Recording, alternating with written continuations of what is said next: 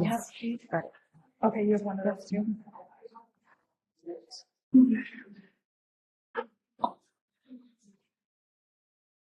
They're in there.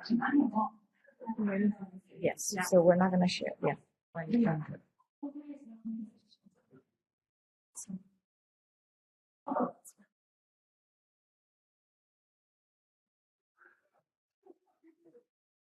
Okay, because you're here.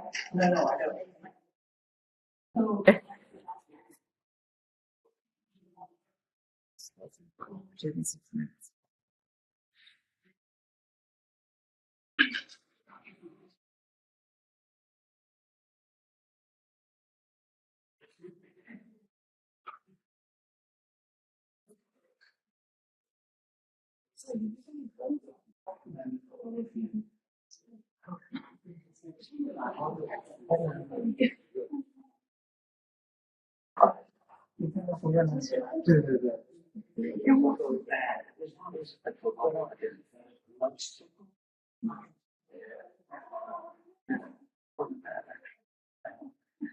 It's cheapest.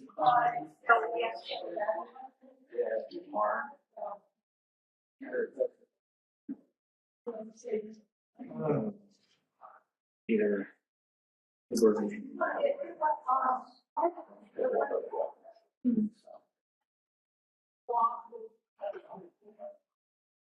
I tend to just.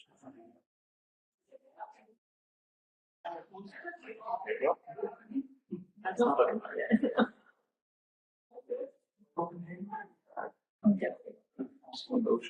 She's the best because you can be the so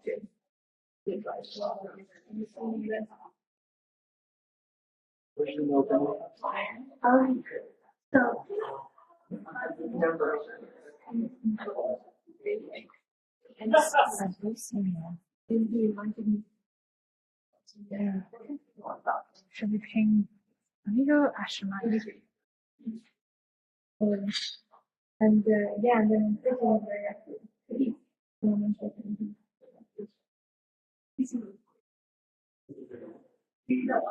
would say don't feel bad about it. You forgot it. Yeah,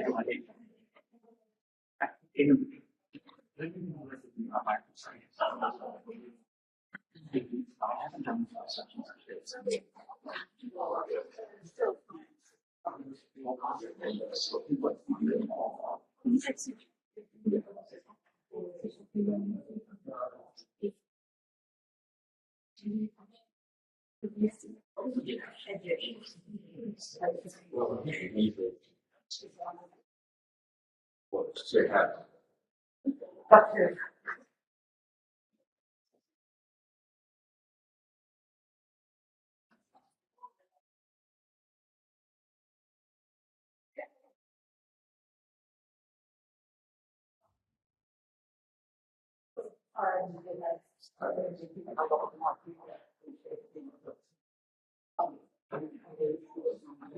Did you see her? She said that Daria for that whoever's going out. Maybe this was less.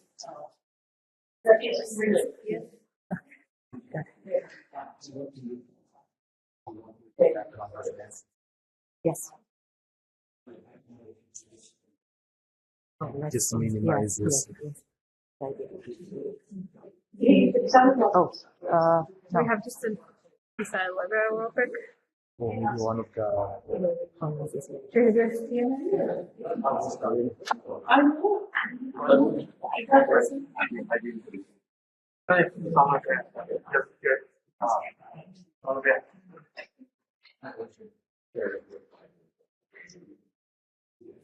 Okay, great.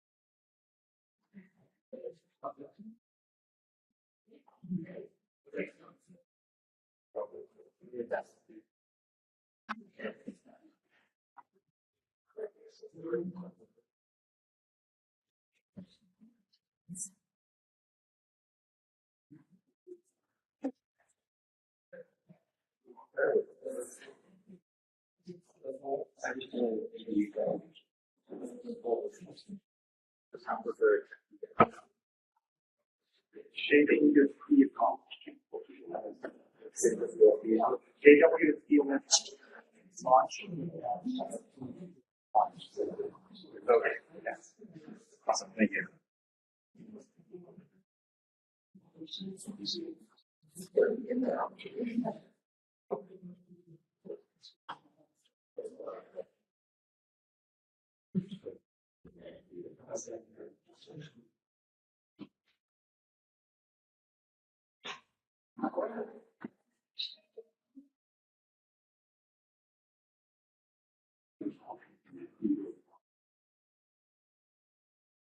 Yes.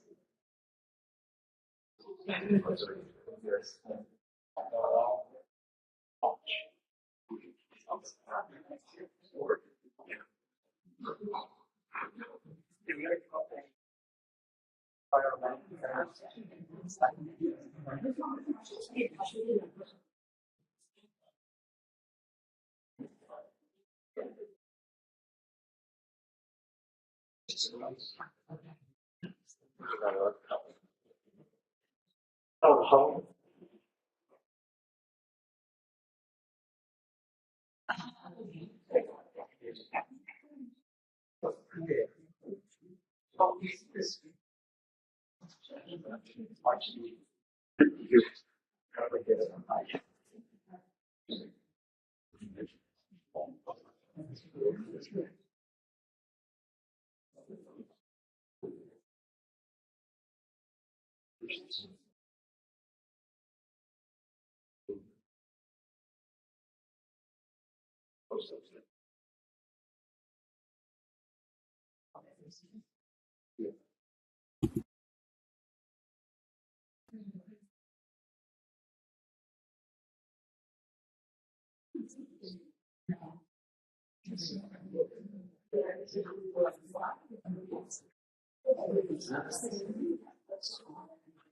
Did you?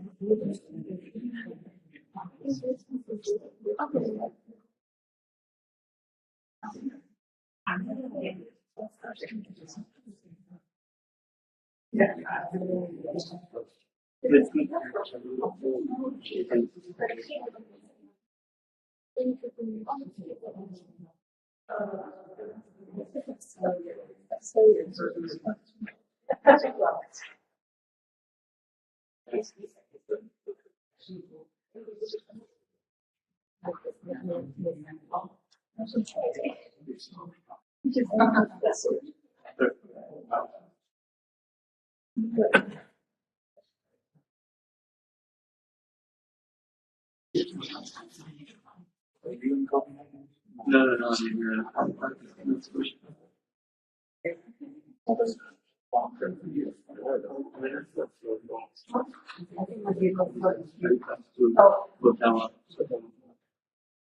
Okay, there's an emergency test going on in Pocket.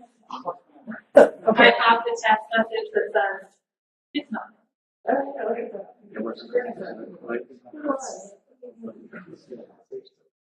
Okay. I think it's just.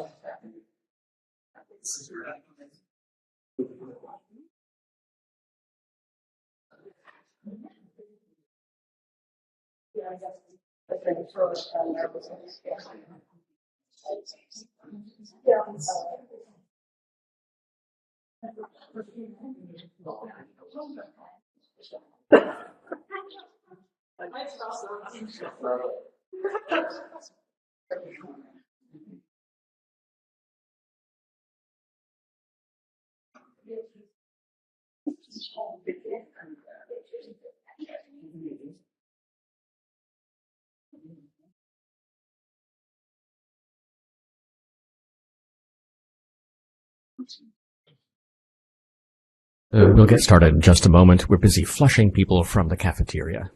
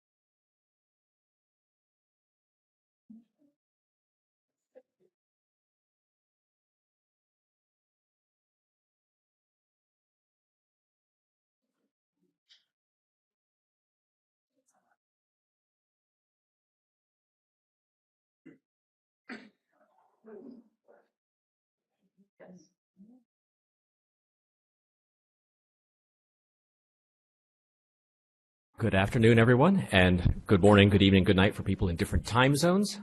I'm Dominic Benford, and the distinct honor has fallen upon me to introduce the slate of people who really need no introduction this afternoon as we go into the first session. So I'm going to begin, of course, with Nancy Levenson, who's the interim director of the Space Telescope Science Institute and our host for the next 4 days.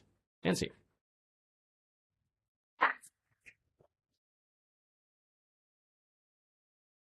Thanks so much, Dominic. And welcome to all of you who are here in person and to those of you who are online. This is really great for us to be able to have this conference here and there to celebrate some of the exciting science that we're looking forward to with the Nancy Grace Roman Space Telescope. For those of you who may be a little bit less familiar with Space Telescope Science Institute, I thought I'd mention a couple of brief things about our role here. So with Roman, we're the Science Operations Center, but that's very much something that we do in partnership with the project, especially at Goddard, and also with our partners at IPAC.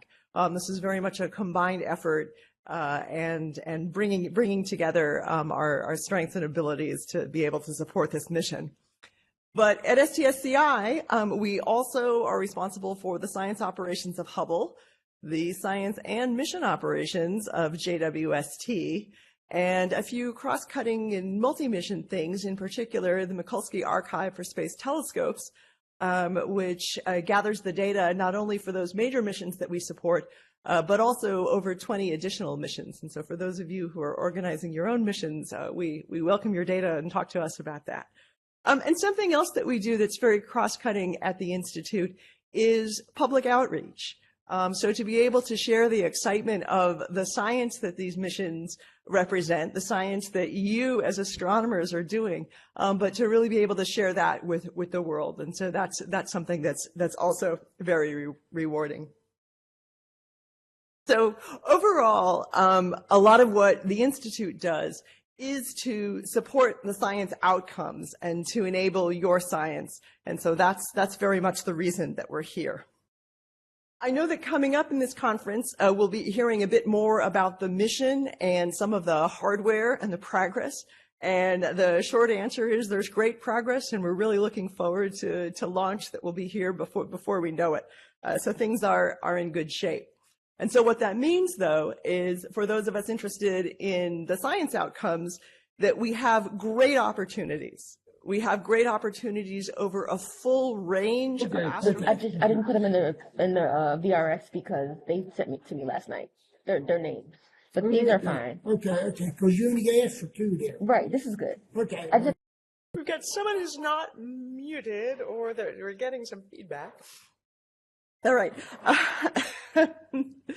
Let's see. I was talking about our great science opportunities that we have in these different fields.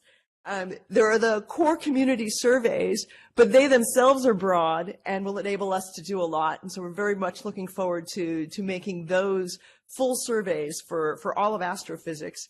And of course, from both those core community surveys and the independent work, all of the data will be public, which means there are multiple opportunities for reuse and investigation in different directions. Some of what this mission represents is new ways of working, new ways for us with large volumes of data, with being able to do data-driven astronomy, and also having the opportunity of using science platforms, which for some people, myself included, is something new. But I'm also really excited about that opportunity because it also represents the possibility for greater accessibility and inclusion, that these data don't depend on what kind of organization you're a part of or what kind of resources you might directly have access to. But really, we should be able to get the best science out of that overall. And of course, Roman is not in isolation. We have many other exciting things for ourselves as astronomers coming online. Imminently Euclid, soon Rubin, and in the near-term future, some of the 30-meter telescopes on the ground will also be great opportunities, as well as the existing space facilities and ground facilities that we all have access to. So again, there are ways to use the observations and the data in combination for greater results. So bottom line, I'm really glad that you're all here. I'm glad that you're here to be able to share what you're doing, to share your own areas of research with us. And I encourage you to continue to be engaged in this exciting mission so that we can really generate the greatest results out of it. So thank you very much, and I will pass it back to you, Dominic.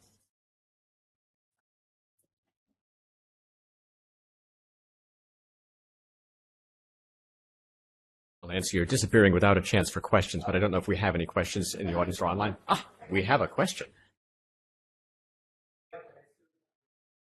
We have a runner for this. Hi, Chris Wanczyk. I'm a writer, freelance writer. Live up the street, actually. Is this the first space science mission that's named after a woman? And if so, or either way, it's just kind of a funny comment. I don't know if people will know that because we say Hubble, we say Webb, we say last names, and Roman is a masculine name even. So I didn't know if we could ever perhaps change the tone to call it the Nancy Roman, or to get the idea, concept out there in the public that this is named after a woman. That's my comment, question. So I realize I don't know enough of the history of I'm not aware of major space missions that are named after women. It's definitely the first astrophysics. It's definitely the first astrophysics mission. And speaking as Nancy Levenson, I'm all in favor of woman mission. That's what we're going to do. Yeah.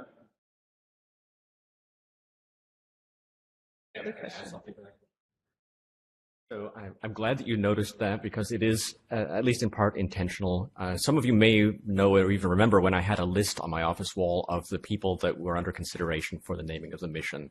And the list was chosen for people who had significant contributions to space astrophysics and who hadn't previously been recognized by any space missions.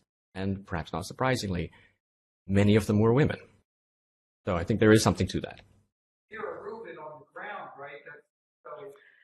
That was one of the names on our list. Yeah, and that's a particularly great one in terms of what I see as a lot of opportunity for interaction and scientific synergy between Vera Rubin and Nancy Grace Roman. Yeah.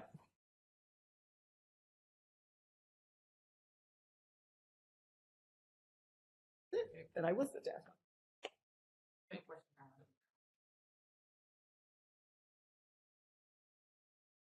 So now I have the honor to introduce Julie McEnery, my partner in crime and the senior project scientist for the Nancy Grace Roman Space Telescope, and the person to whom you should all be looking to, first of all, inform you about the mission and its status and its updates for what's going to happen, but also making sure that it in fact does happen. Now, of course, she's mostly known as a gamma ray astronomer, and now she's known as an infrared astronomer. So presumably your next project is going to be a space-based radio telescope. Well, the savvy people among you will realize that if a gamma ray encounters an infrared photon, they annihilate. It's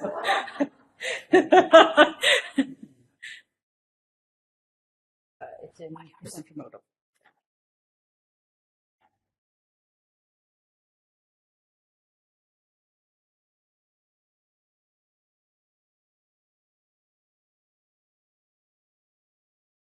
So while we're worried about my slides, I'll get started. So it's really really a pleasure to be here. I became the project scientist, senior project scientist during the pandemic. And the science teams disbanded also during the pandemic. So this is the first time that I've had the opportunity to attend a Roman science conference in person. And we're right on the threshold of selecting a new set of, funding a new set of teams in the community that I hope I will have the opportunity to meet in person as the senior project scientist. So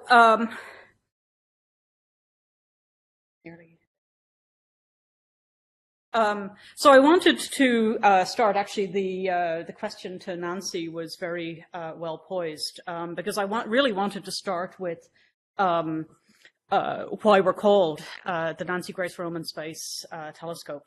Nancy Grace Roman was NASA's first chief astronomer.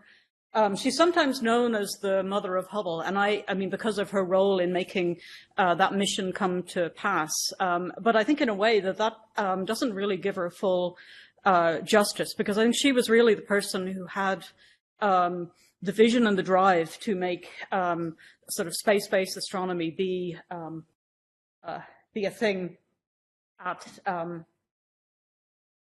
NASA.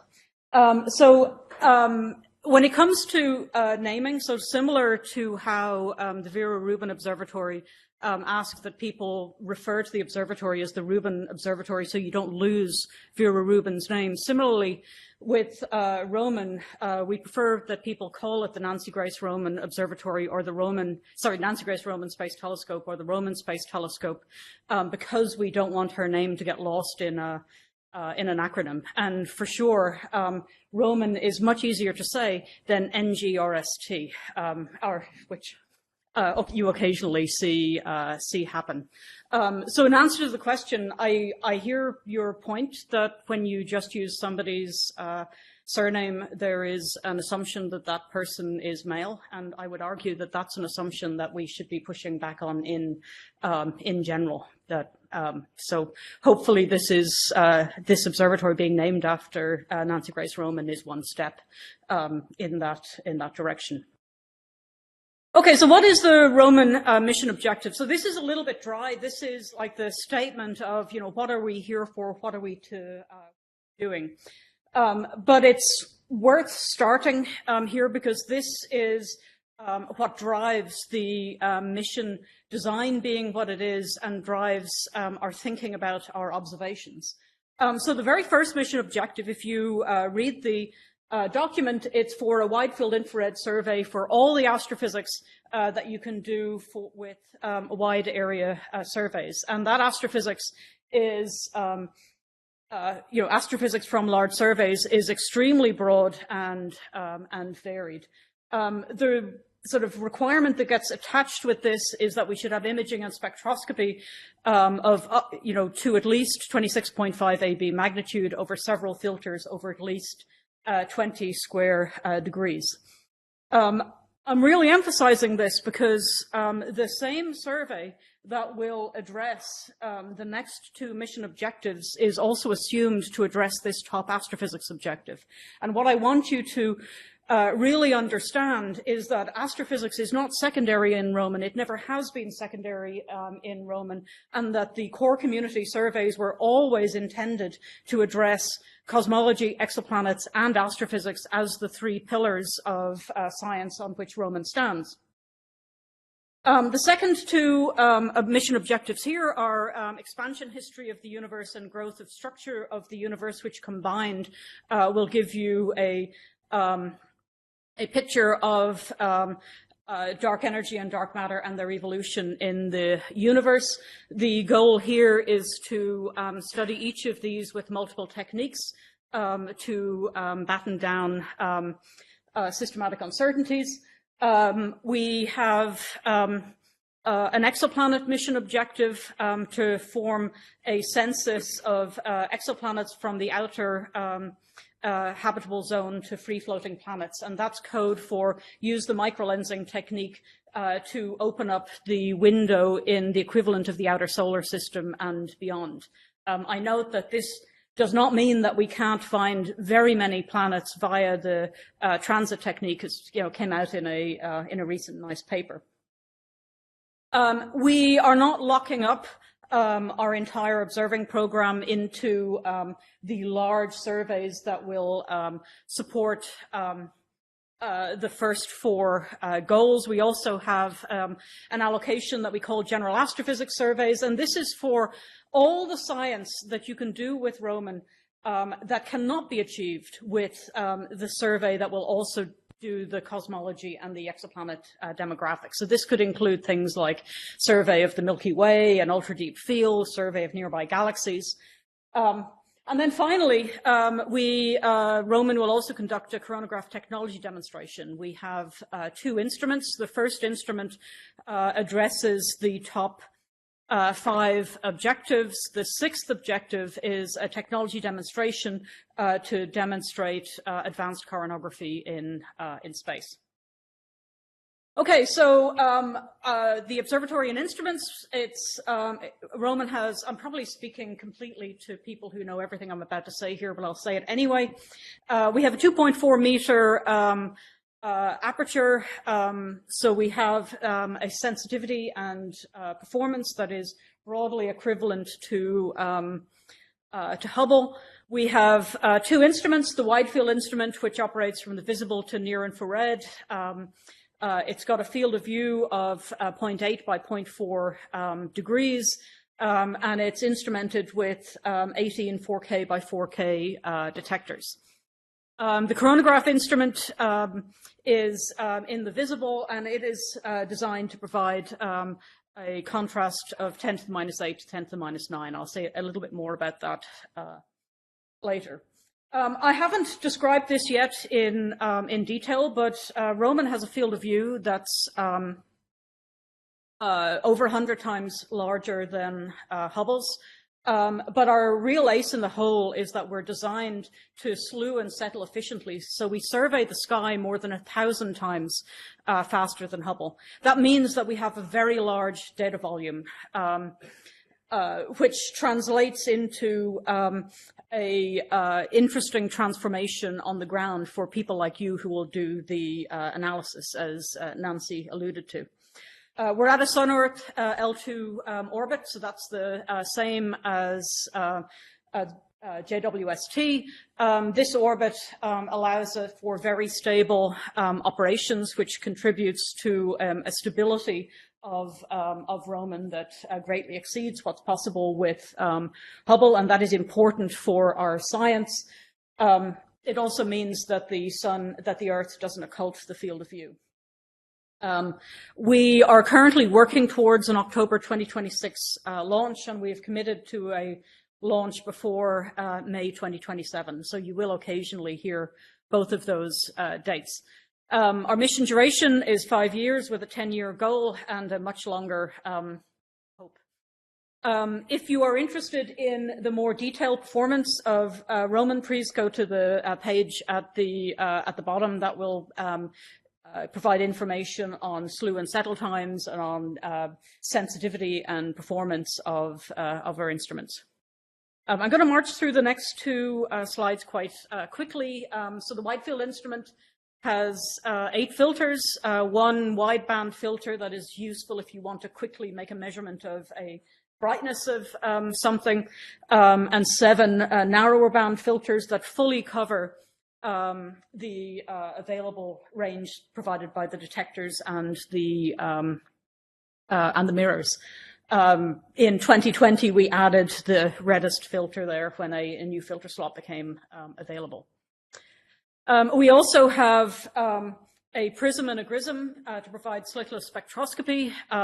So here you see in the plot the effective area of the prism and the grism and the wideband filter.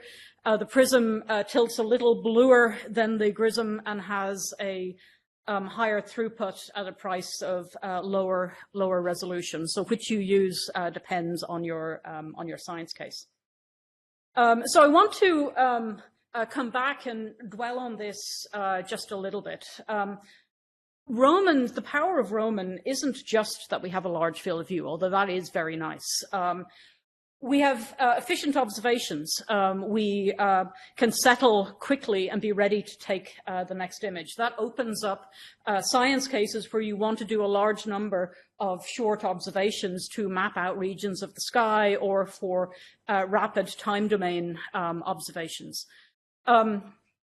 Because we're at L2, we don't have Earth occultations or South Atlantic anomaly. So when I say that we survey the sky 1,000 times faster than Hubble, what that means is that our main survey, which will take something like around 2 years with Roman, would take over 2,000 years with Hubble. So what we do is not Roman Hubble science faster. We have the capability of probing new scientific phase space and doing science that is unachievable with Hubble because we have this upgrade in the direction of a larger field of view. It's orthogonal to the improvement of the JWST over Hubble, which took the path of a greater sensitivity and further into the infrared.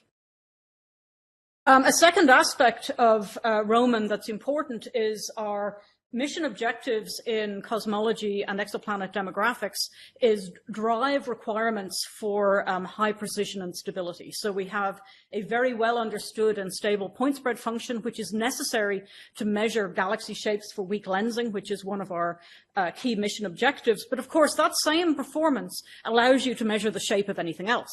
It gives us very good astrometry for the sets of science cases that is opened by that. We have excellent flux calibration through onboard. I realized I've forgotten to check that. Through onboard an onboard calibration system. You know, again, this is driven by our mission objectives, but it will be hugely useful for a broad range of science cases. So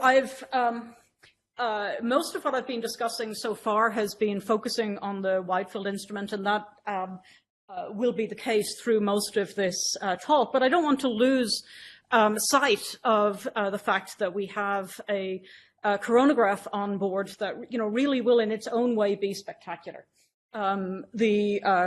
A coronagraph is a little bit like magic with physics, where you take advantage of the wave properties of light to create destructive interference at the spot of your of the star that you're observing, so that you zero it out and allow the possibility of imaging nearby extrasolar planets around that star. With the Roman coronagraph, we will be demonstrating the use of deformable mirrors in space. We will be demonstrating the use of wavefront sensing and control, and we will be demonstrating the powerful ground algorithms to pull out features surrounding other stars, nearby bright stars. Okay, here is a picture of a Roman observatory hardware. I realize that you've already seen something similar to this. I wanted to show it again, just to put into context some of the pictures that I'm going to show you next. So if I had to summarize what I'm trying to say in this talk, it's that Roman is an awesome mission. It's going to do great science. Roman is well on its way to being built, and our flight hardware, most of our flight hardware is in hand. We're in the midst of assembly and integration. We're past our peak funding year. And then the third point I want to make is that now is the time to really get engaged on shaping what we actually do with this great observatory. So starting with, I've already covered the Roman is great and going to do great science. So let me talk a little bit about where we are with hardware status. So if you look at the bottom of this central image, you can see a octagonal shape that is, hexagon, that is our spacecraft structure. This structure is here. It lives in currently is in the Goddard clean room. Each of those bays has a door. The hardware is mounted on the door, so you can just close the door when everything is ready. Because it's mounted on the door, any heat generated is radiated to the outside. The astute among you will realize that Kamala Harris and the President of South Korea was at the window while we were doing this move. That's a complete coincidence. We were actually planning to do the move that day. We just shifted the time just a little bit so that the timing worked out. But the real point I want you to get from this and everything that I'm going to show is that Roman is really real. We are building it. It's incredibly exciting. Okay, so here's a few more pictures of the spacecraft. So this is on the top left. I'm not going to go through every single one of these pictures, so just relax. It'll be okay. But I do want to talk about some of them. So we built a mock version of the spacecraft to run the flight harnesses, and then use that to do a thermal vac test of the flight harnesses. So that's 44 miles of harness weighing over 1,000 pounds. So just the cables on Roman has the same mass as many people's other mission. Across the spacecraft, everything else is being worked on in parallel. So we're working on the prop deck, we're working on the comms panel, we're working on the solar panels. It's all go. Here are some photographs of fit checks that were done in the high bay just outside the Goddard clean room. And if you want to know the answer, yes, they fit. So that was good. Moving on to the wide field instrument, here also things are really going great. The focal plane array was completed. We replaced 3 detectors in the array because they had a change in performance between one of the tests and the thermal vac test. We now believe that we understand the origin of that change and are confident that we will continue to have a focal plane that significantly exceeds requirements. The focal plane system itself is the electronics plus the focal plane array. Those have been put together. They've been shipped out to Ball Aerospace. And just the focal plane array is, of course, like the beating heart of the instrument, right? That's where the photons get detected. They've been shipped to Ball Aerospace in Boulder, Colorado, where they've been installed into the cold and sensing module. Also installed is the element wheel assembly, so basically the wheel that contains the filters. We've delivered the source, which is a piece of test equipment. So the bottom line is that the wide field instrument is really coming along, and it's looking very much like an instrument.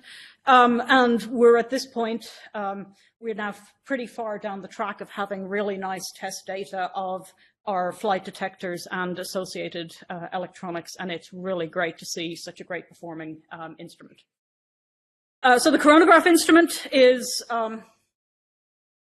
is also going great guns. All the flight hardware is at JPL. There's excellent margin against requirements, which is good because the coronagraph, there's really a hope that you want to push the bounds on that instrument to get the best, for it not just to be a technology demonstration, but to do even more as possible. So here you've got a picture of the fully populated and aligned optics bench, and it's really quite awesome to actually see the thing that you see little CAD drawings of really exist. So telescope, here the forward structure assembly, that's the primary mirror, and the secondary mirror with the associated structure has been put together and is complete. We're now working on the tertiary optics. So now I would like to transition into what we're going to do with Roman, and you're going to hear much more about this from Carrie, but how we make our observations is an intrinsic part of this mission. So first, a quick comment on nomenclature. If you use Roman to study a point source, you will equal Hubble performance. If you use Roman to study something that completely fills the field of view, you will have, over 100 times Hubble performance. And if you use Roman to survey the sky, you will have more than 1,000 times Hubble performance. And the point that I really want to make is that in your mind, you should be thinking of Roman and surveys, Roman and surveys, Roman and surveys, because that's what we do really well.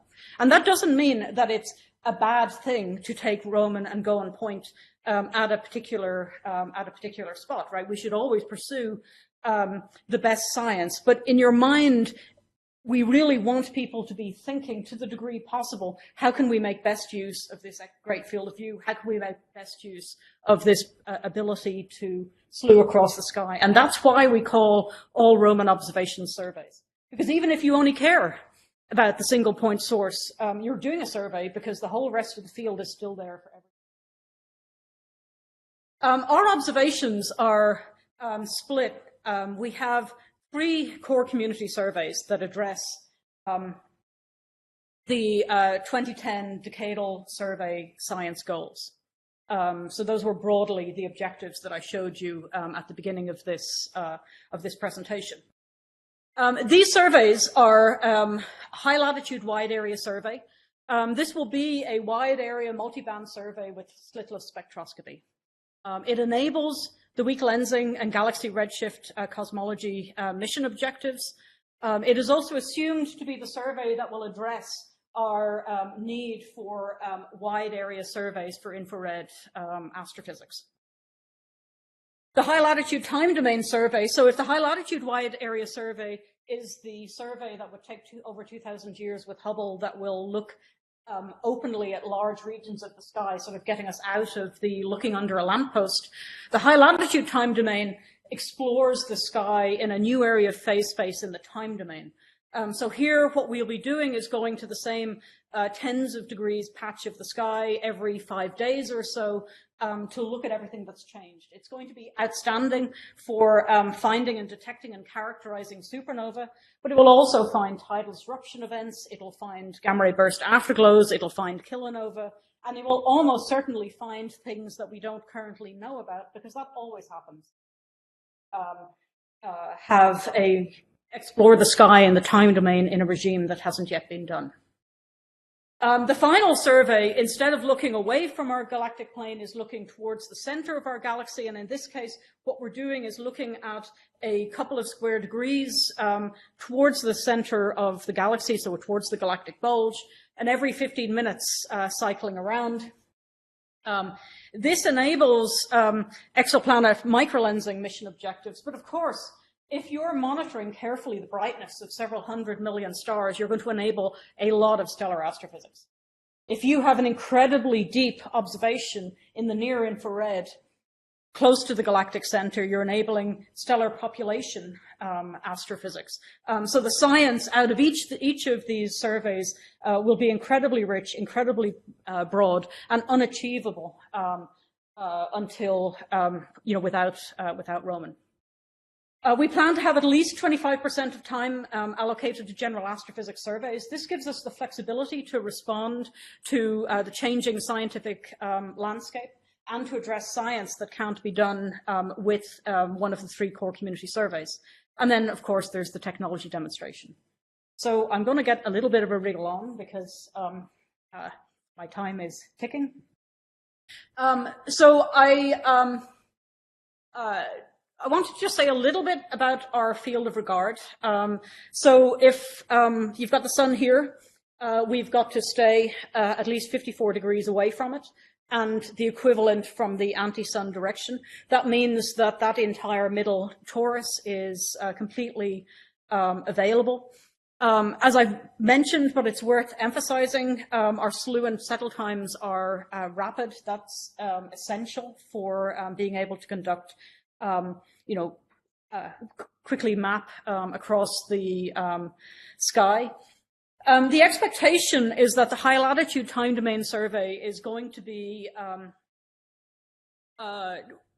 within 20 degrees of the ecliptic pole, so keeping within the continuous viewing zone so that you can have continuous observations across several years. It's not possible to have continuous observations at the galactic center. So here the galactic bulge is visible for 2 72-day seasons per year. As you'll hear later, we have not decided exactly what each of the 3 core community surveys will be. However, we have done fairly detailed definition of what we call the design reference mission. And this allows us to verify that you really can meet our science objectives within the lifetime of the mission.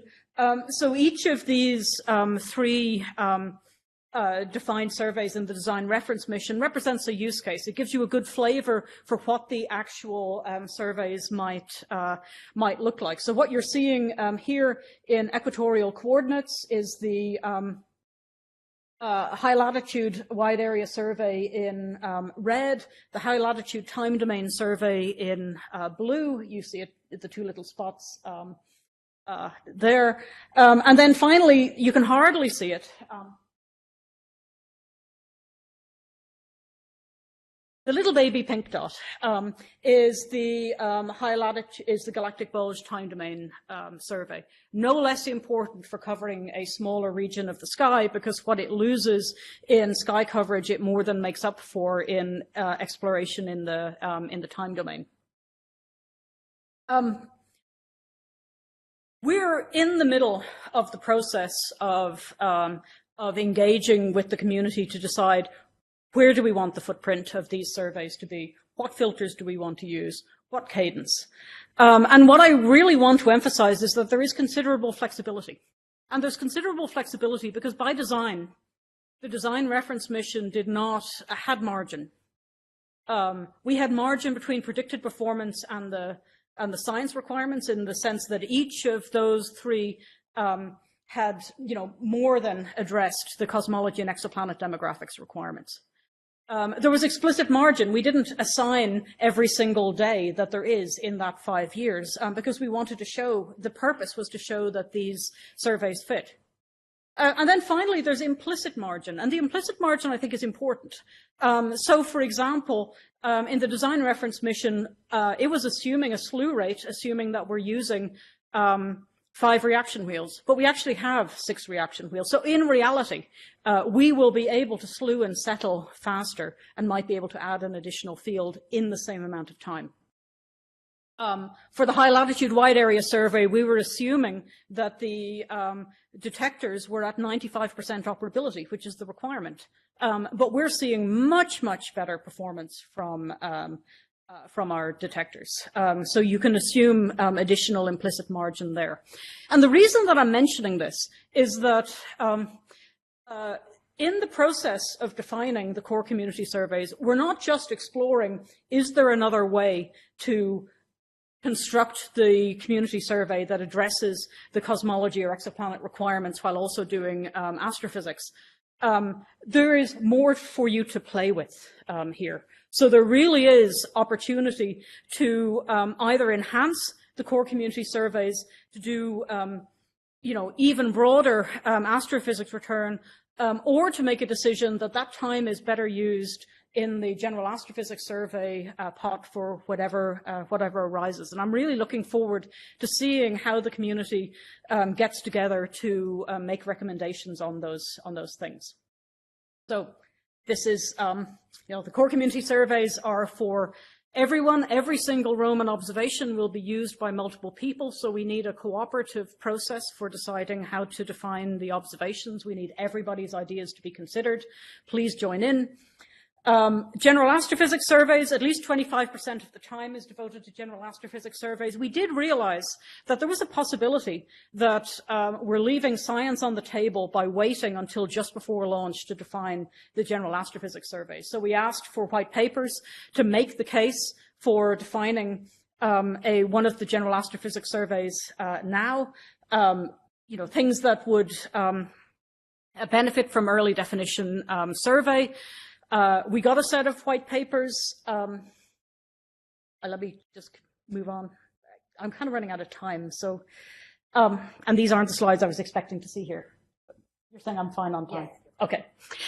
Okay. So then I will dwell a little bit on this because I think it's actually kind of cool. So we recognized that we might be leaving science on the table by waiting until just before launch to define all the general astrophysics surveys. That there might be cases where you really would benefit by taking precursor observations of a field, knowing where it actually is, or you can coordinate a community better.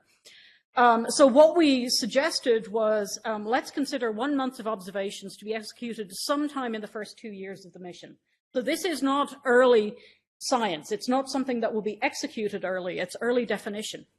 And what we wanted was a substantive survey, but something that wasn't going to commit to a large amount of early observation time, which was likely something we were going to want to decide closer to launch. It leaves most of the general astrophysics survey time to be assigned closer to launch. So the expectation is that if we proceed with this, then the remaining general astrophysics survey time would be assigned via traditional proposal process, or possible additional community process closer to or after launch.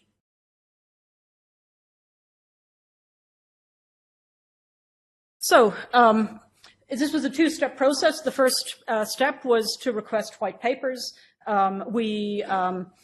These were received. We then had a long hiatus while we were waiting for the decadal survey report to come out, and then to complete a review with the Committee for Astronomy and Astrophysics to decide kind of broader questions about our observing program. That's now complete. We're in the middle of evaluating those white papers, and you can expect a resolution sometime in the next month or so. If the committee, which is currently meeting regularly, recommends proceeding, then we will have a community process to define whatever this new survey is, and it'll become a fourth, it won't be a core community survey, but it'll be a community survey that will be defined the same way. Okay, so I'm almost at the end of my time has magically increased. So Carrie is going to discuss community engagement in more detail, but it really bears saying multiple times. It's exceptionally important to us that the community engage with us in defining what we're going to do with this mission, how we're going to work together on this mission in all aspects. Not just what the observations are going to be, but what are we going to run in our pipelines? How do we want to work together? So we put some thought into your options for engaging. So you will hear a lot about how you can help and define the core community surveys. There are also options to directly engage with us on technical matters like calibration, software, we plan to add additional groups like astrometry soon. These are really easy to join. There's a simple web sign-up page. It's a rolling deadline. We also plan to set up community-led science collaborations.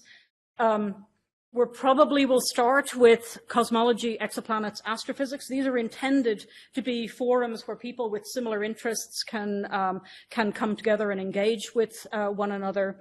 It also provides an option for advocacy in those science areas to make its way to the science centers on the project. And then finally, there's funding, and funding is important. Many of you may have submitted a proposal to the recent Roses call. The review of those proposals has happened, a decision has been made, and we're working through the final details to get ready to make an announcement. So it really is imminent. And if you didn't propose or you weren't successful, there will be another call in 2 years' time. Haven't really talked about science in a huge amount of detail because that's the whole purpose of this conference, but I want to emphasize again, Roman's science menu is exceptionally broad with both the core community surveys and the general astrophysics surveys. And my final point is that we're more than halfway through the process. We're past the peak funding year. We have our flight hardware in hand. We're just about to set up science collaborations. We're in the process of working with the community on the survey definition. I am hoping that it just gets better from here and that the science centers and the project and the community start working closer and closer together with an end result of fabulous science in a few years from now. And I think it's going to be an exciting ride. Thank you.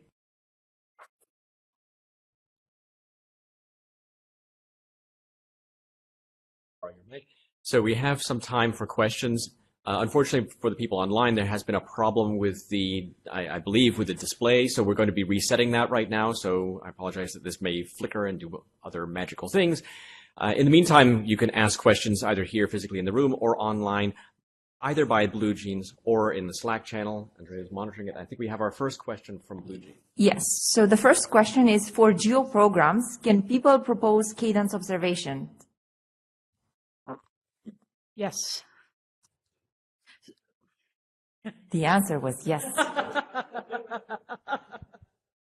No, I mean, I can expand a little bit. I think that, so if the question is, can you propose cadence observations? And for a mission that so naturally has time domain applications, it's actually, I think, very important to be able to accept those kinds of proposals. I think we need to think through the details of exactly how to get the right balance of enabling, all reasonable general astrophysics surveys against, over mortgaging the future. That you don't want to end up in a situation where we don't have observing time for later years of proposals. But yes, we do expect to allow cadence. Okay, are there any questions in the room?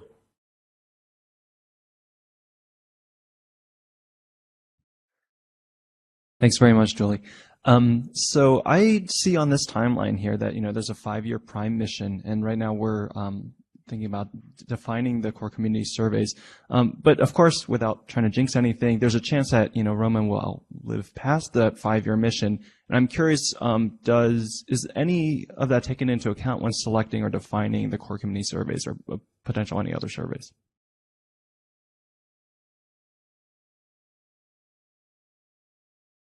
So the quick answer is not directly, in the sense that we're not going to try and schedule anything beyond the end of the prime mission. That to demonstrate that we've met our mission objectives, we have to demonstrate that we met them within the prime mission. However, when the coronagraph, for example, finishes its technology demonstration observations after 18 months, there may be a push to continue observations with the coronagraph, and doing that would require replanning everything out beyond that first 5 years. So we may see some flexibility. The question you didn't answer, but I think is at some point going to be in front of us, is as we go through the prime phase of the mission, we're at some point going to want to come together as a community and think about, what do we want to do with the next 5 years. And I think that could be anything from, going to a, fully proposal-driven direction, or there may be other large, ambitious community surveys that become obvious after the first 5 years of observation. So I'd kind of like everybody to be thinking, how might we use the second 5 years of observation so that when the time comes, we can make reasonable choices. Okay, if there are no further questions, let's thank Julie again.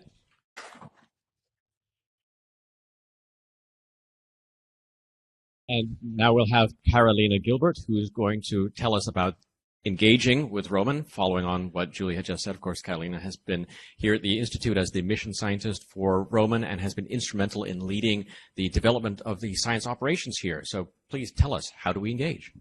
Be happy to.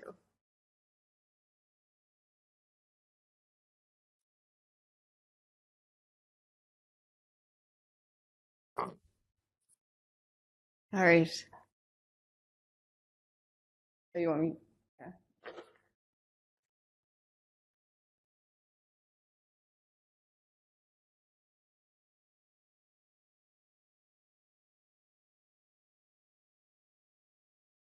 All right, how's that, Thomas? Good?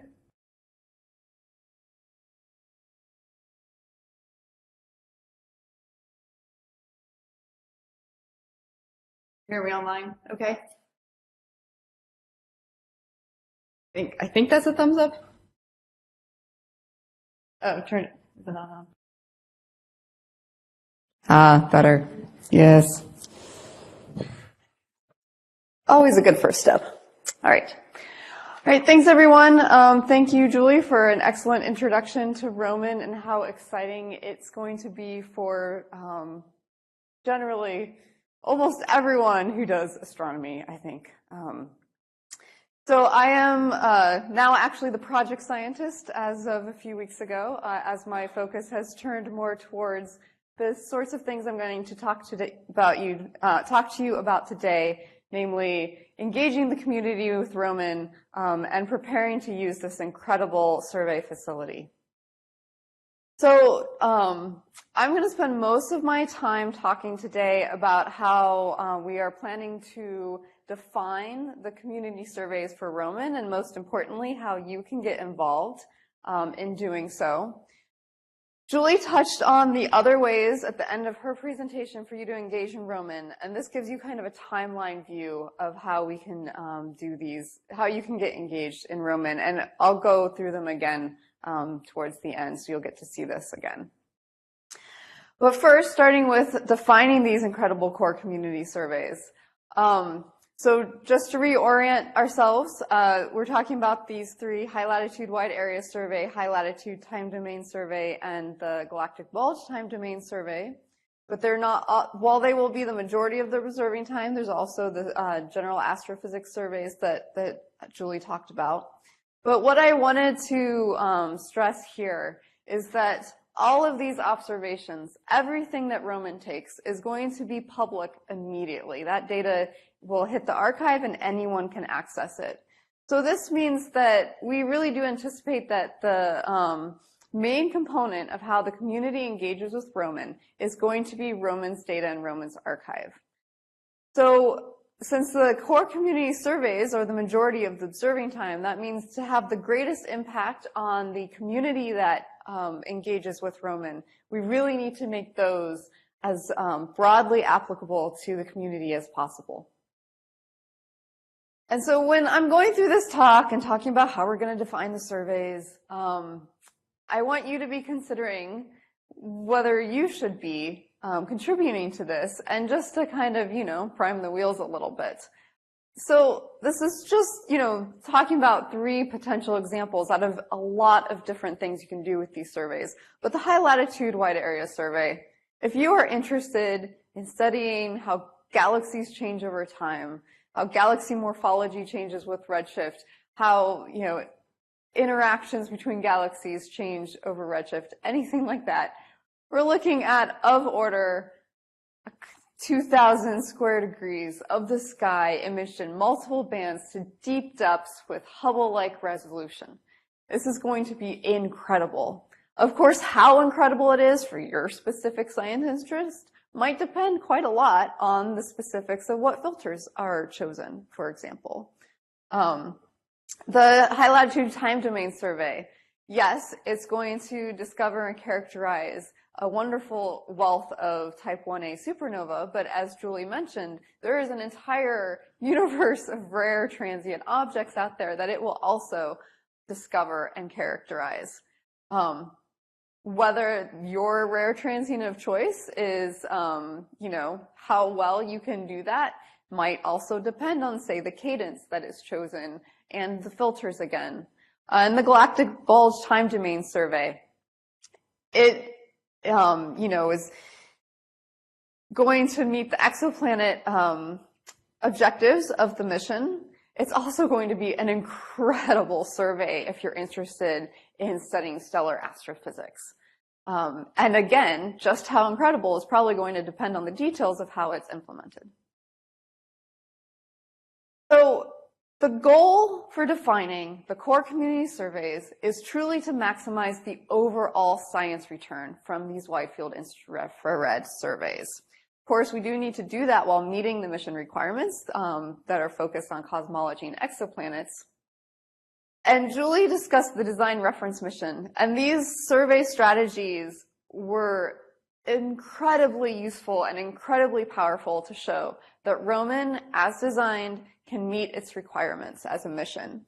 But the actual surveys that will be implemented are not set yet. They will be defined by this community process, by the astronomical community. So how are we going to do that? We are planning on standing up very soon a series of committees. There will be one survey definition committee for each survey, and then there will also be a Roman observations time allocation committee. So I'll go into a little bit more detail about what the definition committees will do in a second. Basically, as it sounds, they are going to be responsible for actually figuring out how we should define these surveys to get the broadest possible science out of them. They will come up with options, like a nominal, say, implementation, as well as options for enhancements or descopes that will go to the Roman Observations Time Allocation Committee. It will be the enviable task of that committee to decide, based on what they have received, and provide recommendations to the project on what the balance of observing time between the 3 core community surveys should be and what the total amount of time allocated to them should be, based on the input they receive from the definition committees. So what I want to stress is that these committees are going to be your committees. They're going to be charged with understanding and representing the entire breadth of science the astronomy community wants to see done with Roman's core community surveys. This means there are no survey teams that are being selected, either to define the surveys or to implement the surveys. The surveys will be defined through this community process, and they will be implemented by the science centers. So the timeline. This is where things get exciting. We are planning towards an October 2026 launch. We need to get the surveys defined so that when you get your call for proposals a year before launch and you're trying to decide what you want to propose to observe with Roman, to do the science you're interested in doing, or what you want to propose in terms of a data analysis program to, say, analyze data from the core community surveys. You need to understand what these surveys can do, right? What they are going to be. So that really drives, is part of what drives this timeline. So there's a few stages. We have just finished our initial request for community input. We asked this winter for people to submit short science pitches about the science they were excited to do with Roman's core community surveys. And then this past Friday, we requested white papers to go into more detail about the science that people wanted to do with Roman's core community surveys and how the committees should, what would be needed to do that science. What observational strategies like filters, cadence, depth were important for their science, and how the communities could figure out when they're considering trades in those things, how it would impact their science. So that was the first stage. We received a really great response to both of these requests for input. So we got over 100 science pitches. They covered a really broad range of science topics. This was true for all 3 surveys. So this shows on the left scientific categories that we asked people to tell us what their observations fit into, what categories. And then on the right is a word cloud of the optional scientific keywords they could provide to us. So what you can see is that from solar system astronomy, going out in scale to large scale structure of the universe, you've got all of these categories represented, and exoplanets, galaxies, stars are all about equally represented in the science that people want to do with these surveys. You can get a lot more detail if you go check out the newsletter article that summarizes the science pitches.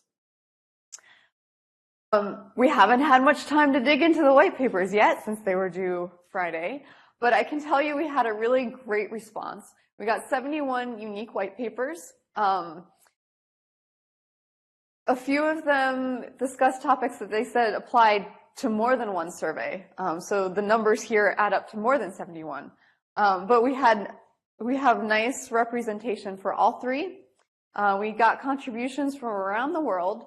And again, we got contributions covering this full range of scales from the solar system, exoplanets, stars, galaxies, out to large-scale structure of the universe. So we're excited to dig through those and pass those off to the committees as input to do their work. So the next step in this is to form the survey definition committees, and that we're going to be doing very soon in the next couple, month to 2 months. And I'm going through this for 2 reasons. First, because you may want to consider serving on a committee, so you might want to know what they're planning on doing in more detail. And second, because we're hoping that one of the things that you as a group will discuss is how you want to engage with this process. So I wanted you to have a better idea of what this process is going to look like.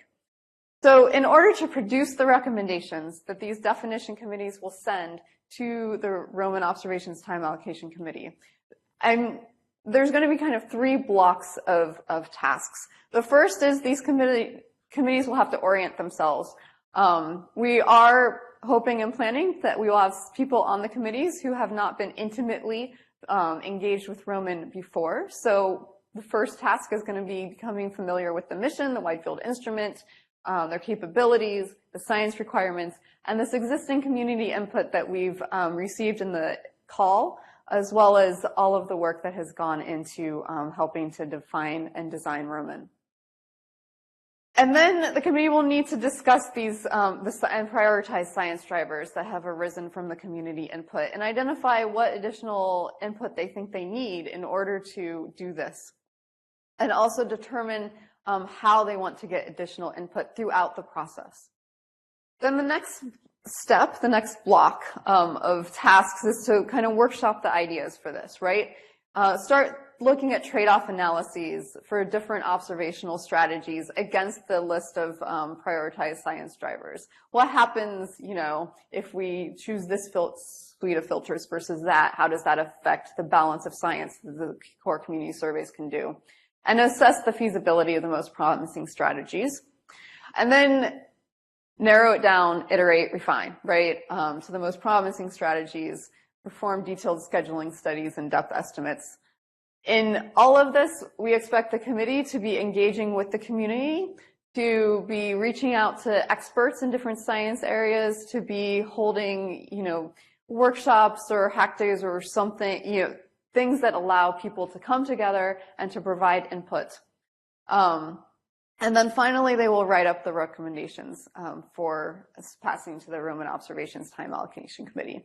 And they will not be working in a vacuum. In addition to engaging with the community broadly, we will have funded science teams that can provide some support in terms of assessing different strategies' impact on science cases. We will have support from the science centers and the project as well.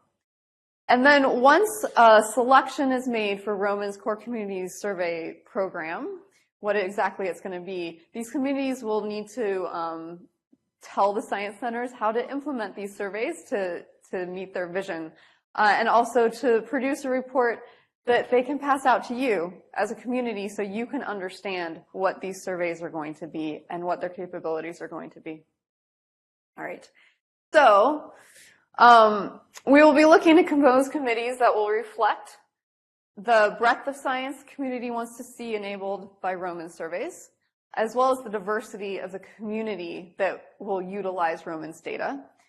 And we want committee members who have a significant scientific, technical, or community building expertise that's related to the work of defining one of these core surveys, and who have a community-oriented mindset, who can speak for the community.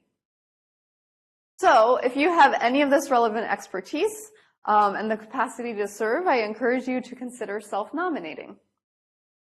So summarizing this,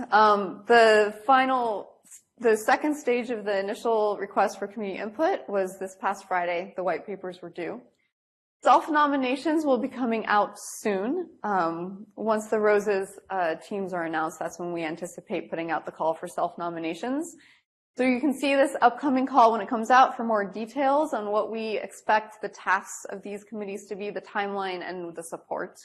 And it's going to be relatively lightweight, a cover letter and a short form CV.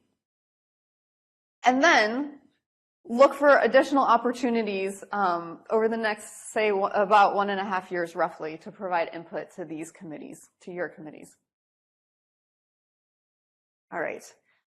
So I can go through the rest of this quite quickly, as Julie mentioned it already.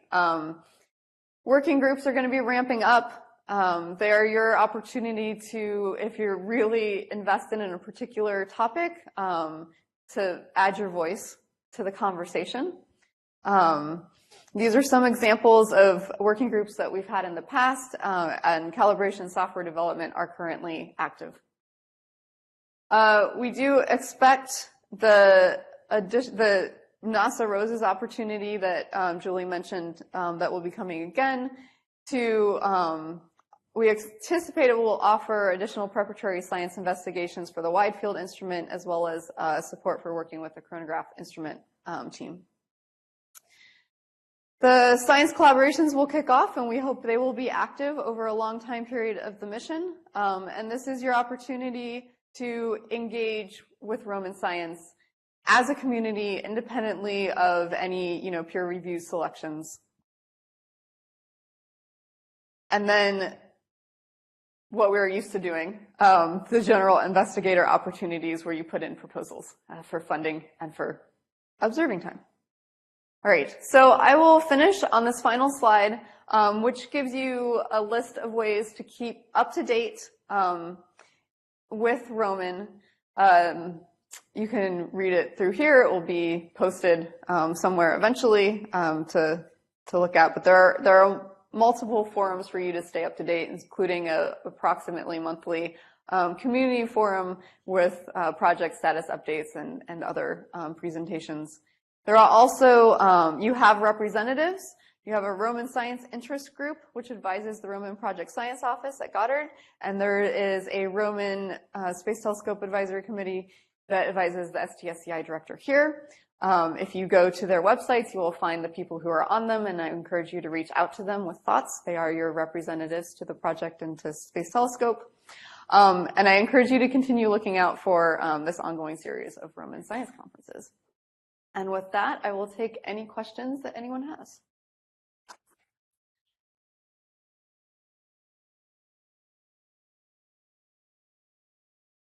Thank you, Carrie. Do we have any questions online yet? Okay, so we'll start with questions in the room. That whining noise? That's a question coming in. I guess just a quick question about the white papers. Is that going to be posted on archive or collated, put together by you folks, or is that up to the individual investigators to post them publicly? We will not be putting them on archive. We encourage people to do so. But we do expect to make them publicly available for the community to read.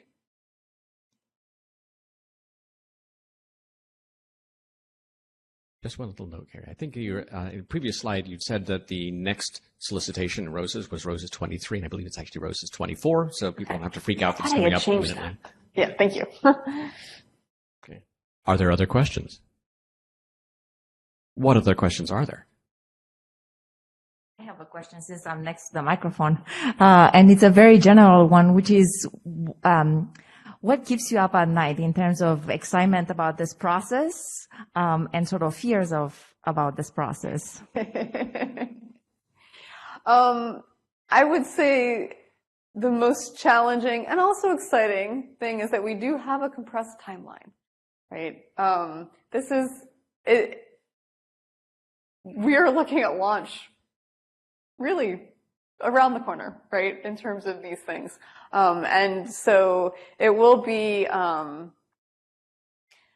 think it will be a challenge to do this on the timeline that, that we need to in order to meet what we want to provide to the community, what we need here at the science centers, in order to prepare for launch. And I also think it's an opportunity because it will really, we will need to engage with people seriously, meaningfully, and consistently to make this happen. And I think that that will lead to really great conversations that otherwise could flag over time. So I think it's both a challenge and an opportunity, the timeline. Yes, 3.5 years is not as long as it used to be. And I know we're all working diligently to make sure that it actually does launch on it or before its commitment date. So people shouldn't expect this is going to drag on forever. Yeah, and the surveys do need to be defined quite a bit earlier than that. So. Okay, are there any other questions in the room?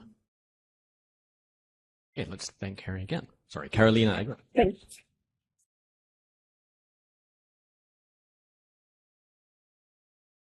We're running only a few minutes late, but it's going to be worth going into the coffee break a little bit because the next presentation that we have, which isn't actually just a talk, but really a presentation, is going to be a very special one. Oh, you've got to get your slides up.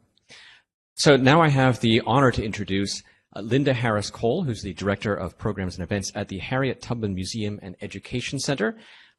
So she's here joined by David B. Cole, who's a composer, a musician, and instructor at the Duke Ellington School of Performing Arts in Washington, D.C., and bassist extraordinaire Emery Diggs, who's going to be working his way up here. People watch out for the bass. So together they form the Cole Journey Stories, and they will educate us and inspire us with some songs, with stories of Harriet Tubman and the Underground Railroad, all in recognition of Juneteenth, which I hope everybody appropriately recognized yesterday, but we're doing it here today.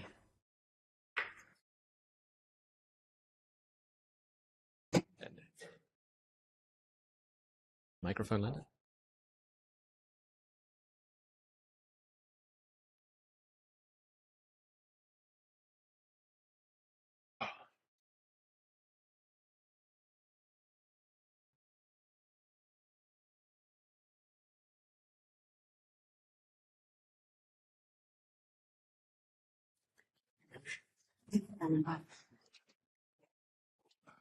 Well, hello, everyone. I'm absolutely honored to be here. As I'm Linda Harris Cole. David Cole is my husband. Emery Diggs, and I am the director of events and programming at the Harriet Tubman Museum. And some of the things that we do to get people interested in Harriet Tubman and history and the ancestors as we go out to the communities. I wasn't always interested in history and Harriet Tubman. I majored in business, went to University of Maryland, started a real estate business, had it for 33 years, and retired. But what changed me was the events of 2020, as I'm sure it has changed many of us. It was devastating for many of us. And for me, I felt because we had the pandemic, I couldn't see my family, friends, couldn't move about. I felt as if my freedom had been taken away. So I had to find what that meant. And my dad, when I was 10 years old, he gave me a book about Harriet Tubman. And I still have that book. It was called Runaway Slave. And I read the book. And after reading it, Harriet Tubman was born in Dorchester County in 1822, just on the Eastern Shore.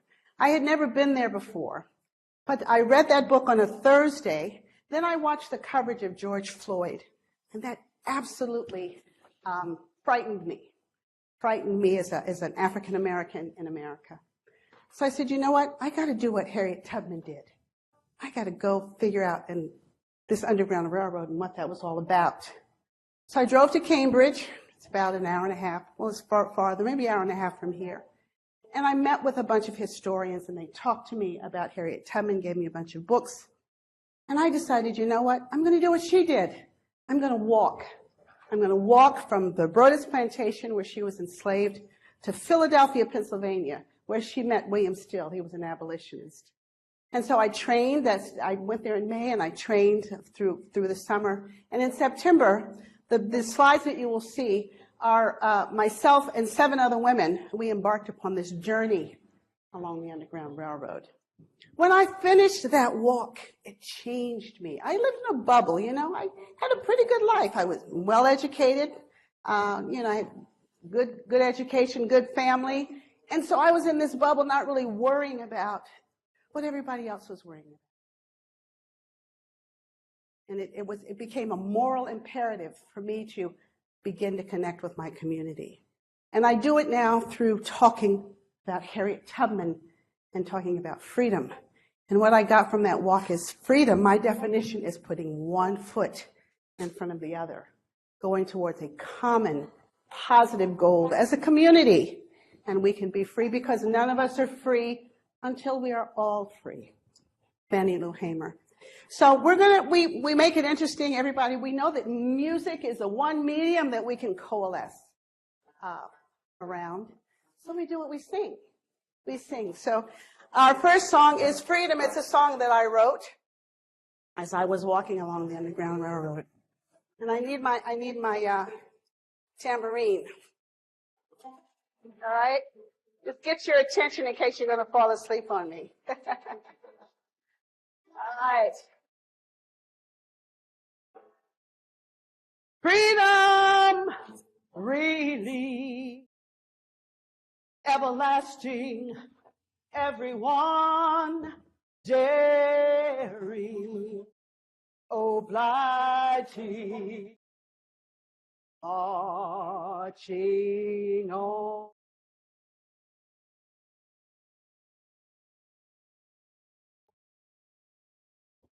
We're walking with Harriet to freedom, to freedom. We're walking with Harriet to freedom, to freedom. And when we step across the line, we're gonna turn back and bring you along, 'cause we're walking with Harriet to freedom. My sisters are walking.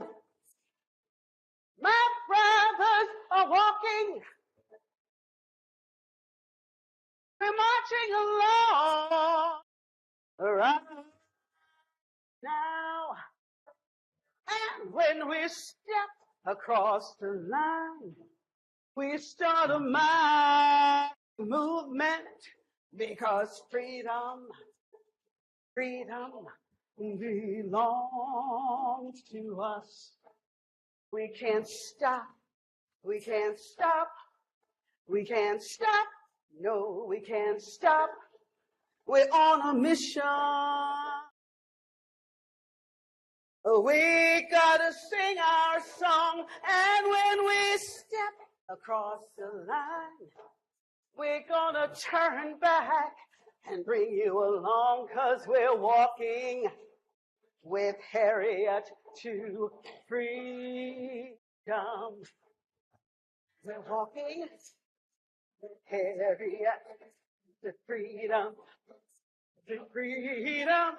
We're walking with Harriet to freedom, to freedom. And when we step across the line, we start a mighty movement because freedom, freedom belong, belong, belong, belong. It belongs.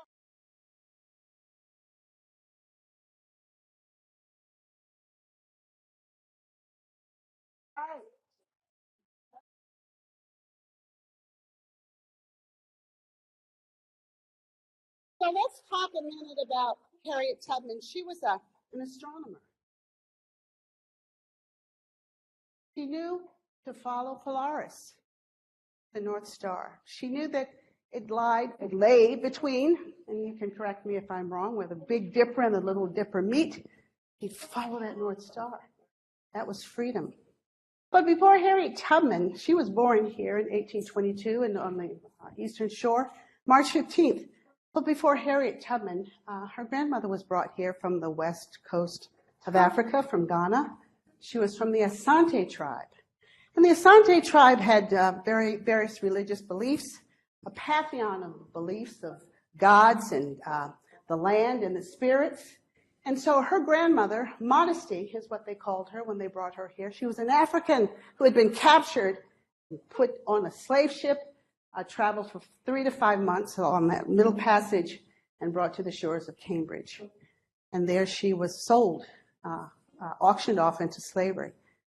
So if you can imagine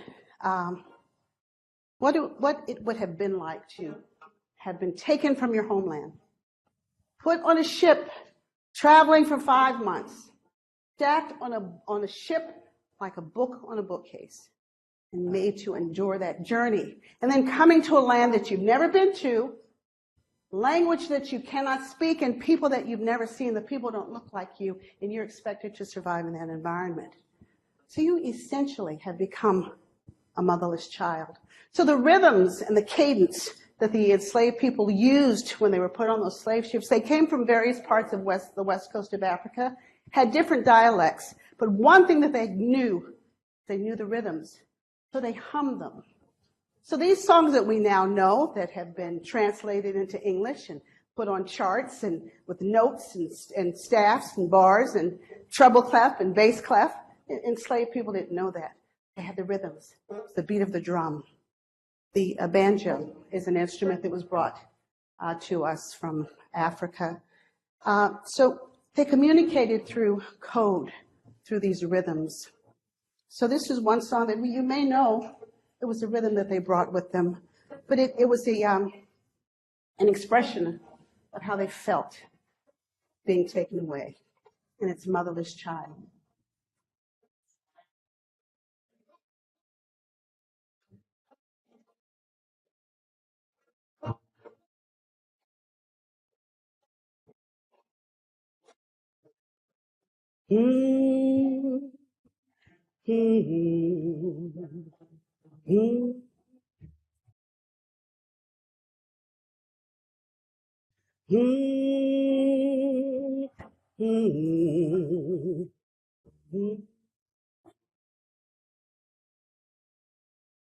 Sometimes I feel like a motherless child.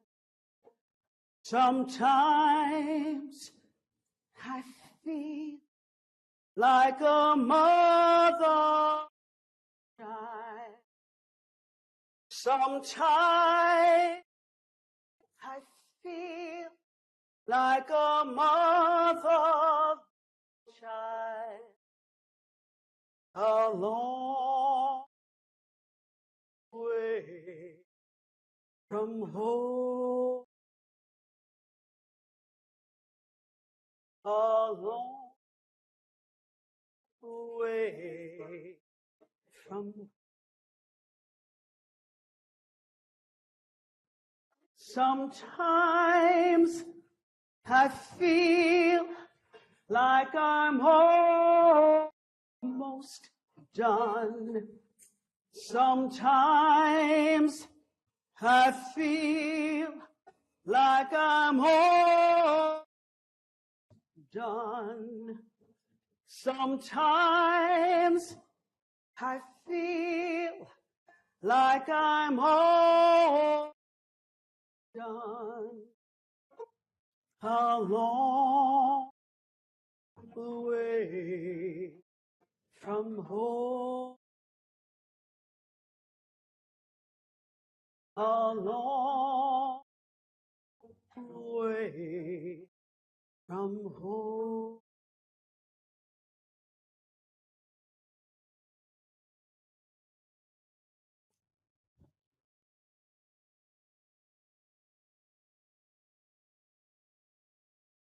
As I said, Harriet Tubman was an astronomer and a naturalist. On the Eastern Shore, Maryland was one of, and DC, the DC area, was a big breeding ground for enslaved people. There was slavery in the far South, and Maryland is right below the Mason-Dixon line, so you had the Union and the Confederacy. But what made Maryland different than far South was that the enslaved people, they were breeding them to sell them south to feed that massive cotton industry. So the industries for the enslavers in Maryland were breeding. Tobacco was the crop. Muskrat pelts. Sold Europe loved muskrat pelts. And then when the Portuguese and the Europeans came to the area, they deforested the area and sold the wood. So Harriet Tubman, the reason we know her well, she didn't invent the Underground Railroad, or was she the first to travel it, but we know her so well because she traveled it 13 times. Now, as I told you, I walked from Brodus Plantation to Philadelphia, 158 miles, and I walked 20 miles a day. Now, I didn't do that walk during the night the way she had to, and certainly there were no dogs chasing me or men on horseback, but that walk was difficult. And it changed me. There's something about walking and communing with nature and looking up at the sky that kind of defines who we are. And I think probably you understand that. And it changed me. And so it changed Harriet. Harriet knew that her first walk out in 1849, when she walked in the night, in the winter. Now, when I walked with my group, we had all the gear. I went to REI. We sat with consultants. They told me what shoes, the kind of bag I needed, the kind of wicking material, clothing that I needed. And so it made the walk tolerable, but it was still difficult.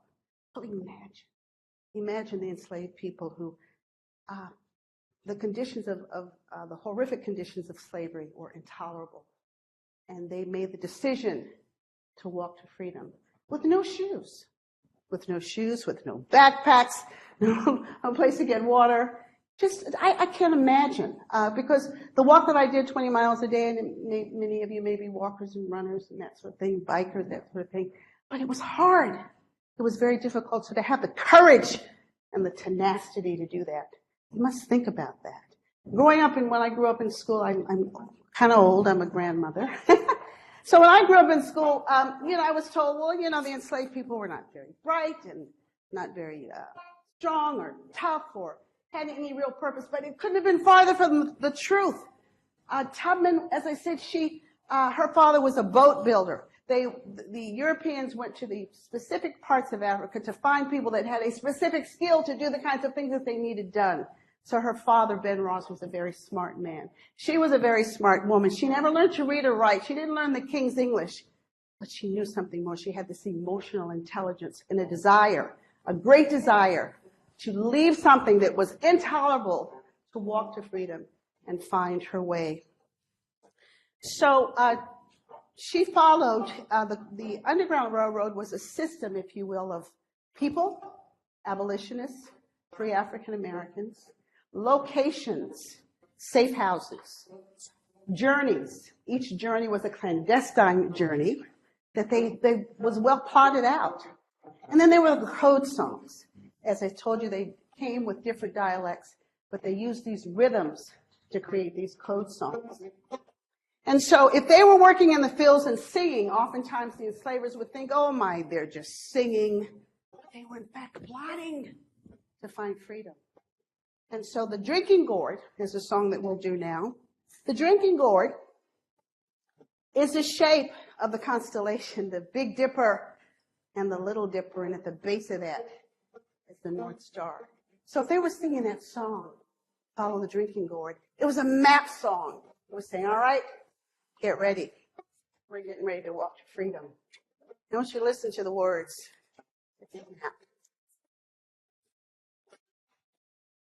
Follow the drinking gourd. Follow the drinking gourd. For the old man is waiting just to carry you to freedom. Follow the drinking gourd. Well, the river bank makes a mighty good road. Dead trees will show you the way. Left foot, head foot, traveling on. Follow the drinking gourd. Come on and follow the drinking gourd. Follow the drinking gourd.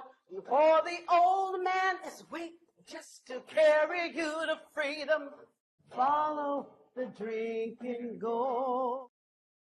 When the sun comes back and the first quail calls, follow the drinking gourd. For the old man is waiting just to carry you to freedom. Follow the drinking gourd. Well, the river lies between two hills. Follow the drinking gourd. There's another river on the other side. Follow the drinking gourd. Left foot, head foot, traveling on. Follow the drinking gourd. For the old man is waiting just to carry you to freedom. Follow the drinking gourd. So that's telling you to go north.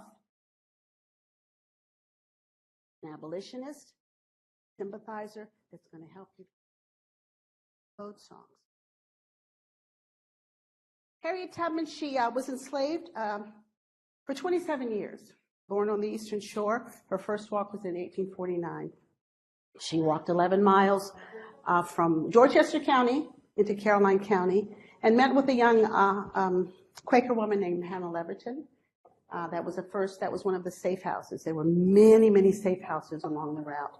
The interesting thing on the Eastern Shore, in Caroline and Dorchester County, the African Americans, they were either enslaved, but there was a large community of free African Americans, and they were very helpful in this Underground Railroad and the success of it. So she gets to freedom, gets to Philadelphia, is there for about a year, less than a year, 9 months, and she realizes, I'm all alone. And this freedom doesn't feel real, it doesn't feel good, because I know that my family and my friends are back there. So she makes this trip 13 times. She walks this thing 13 times, which in and of itself is unbelievable to me. Now, by the third and fourth time, she had assistance. She used horses and carriages, boats, and as we got later on in the 1850s, trains. But she was unselfish and believed that she had to get her family out. So she believed in community and love. What song are we playing? Farewell. So one of the songs, there's a book written by Kate Clifford Larson. She spent 20 years researching Harriet Tubman in her life.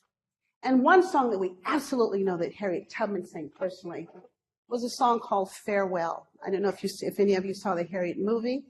They opened with that song. And again, they had to talk in codes. It's astonishing to me how the enslavers never figured out these code songs. Absolutely underestimated the enslaved people.